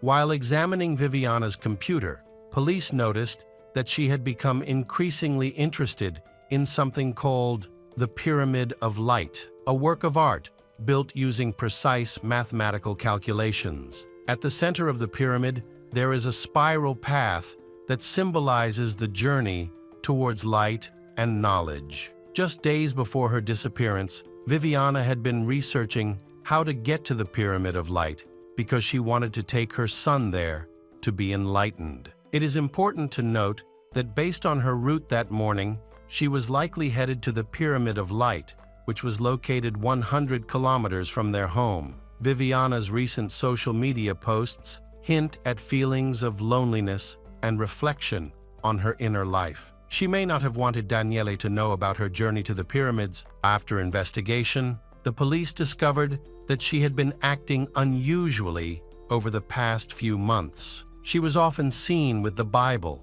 seemingly seeking comfort from her fears. She even held the Bible in public places. Things took a strange turn when Viviana publicly read passages from the Bible in front of the church. Viviana's family shared information with the police that Viviana had been acting erratically in the months leading up to her death. Viviana was concerned for her son's safety and sought refuge at the pyramids, but she never showed any intention of harming herself or her son. Police suspect that she may have been thrown to the foot of the tower column where her body was found. As if she had jumped herself, she would have fallen much further than where her body was found. During the investigation, the police found no fingerprints of Viviana on the pylon. If she had actually tried to climb up there to jump, she would have left some traces. In addition, the height of only 5 meters did not seem to be enough to cause her so many fractures. However, the area was home to many wild animals. If these animals were strong enough to move her body, they could easily drag her a considerable distance. During this time, witness accounts collected by the police regarding the Viviana's actions in the parking lot were conflicting. Some witnesses maintained that the Viviana was seen holding the child, while others insisted she got out of the car alone without any child or companion. Additionally, some observers noted that she was carrying a large bag. An elderly couple reported that after the car stopped, 2 people approached Viviana and tried to help her. Police have issued a public alert calling on these 2 people to come forward as they are believed to be important witnesses who could help clarify the circumstances surrounding Viviana's death. Only they can confirm whether the child was actually with Viviana. Police pieced together a timeline of events from the morning of the incident by analyzing surveillance camera footage to track Viviana's movements. They were able to track most of her route along the highway. One particular incident caught their attention. As Viviana approached the highway toll booth, she said she had no money and was asked to pay with a credit card. However, it was clear that she had cash and a credit card with her as she was planning to go shopping. Police found Viviana's behavior very suspicious. After driving past the gas station, they located her at a gas station in a nearby suburb. She had taken a long detour to fill up there, which was unusual as there were several other gas stations along the route. Viviana had no problem paying for the gas as she used cash, unlike at the checkpoint. What was most important to the investigation was that Gioele was still in the car with his mother at this gas station. The boy was alive and well. The gas station attendant reported that everything seemed normal at the time. Just 10 minutes later, an accident occurred in the tunnel. Police believe Gioele may have died in the accident. When Viviana stopped and realized she could no longer help the boy, she may have made the tragic decision to end her own life. This theory was soon dismissed as there was no blood or injuries found in Viviana's car. Another theory was that Daniele may have been a domestic abuser, which led Viviana and her son to choose to escape from him. It is believed that she saw the trip as an opportunity to take the child away from a dangerous husband. However, this idea was quickly dismissed as Daniele was widely regarded as a kind and loving person, and few believed that he could be abusive. Of particular concern is the voicemail on Viviana's phone that Daniele left while searching for her. Unable to reach her, he recorded a reassuring message in which he told her not to worry, that nothing had happened and that they would not do anything to her. This statement suggests that he was comforting her after a troubling event. Daniel said he was worried about Viviana and Gioela, which prompted him to try to reassure her. However, Viviana had left her phone at home, so she could not contact him to explain the situation. This made him even more worried. He did not provide the police with a clear explanation of his concerns or any useful information. However, the police believed he knew more than he was letting on.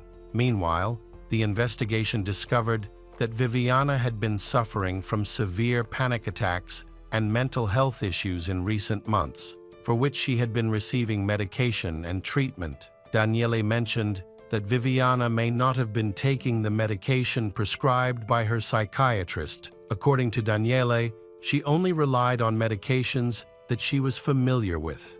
As a result, she was in an unstable state with Gioela. This situation could have led to an attack. Viviana clearly endangered Gioela. On August 16, 2 witnesses who had helped Viviana came to the police station. They turned out to be a married couple. They were unaware of Viviana's death because they did not recognize her in the pictures shown on television. However, when they received word that the police were looking for them, the couple agreed to clarify what had happened during their encounter in the parking lot. Witnesses confirmed that Viviana was holding a child in her arms during the incident.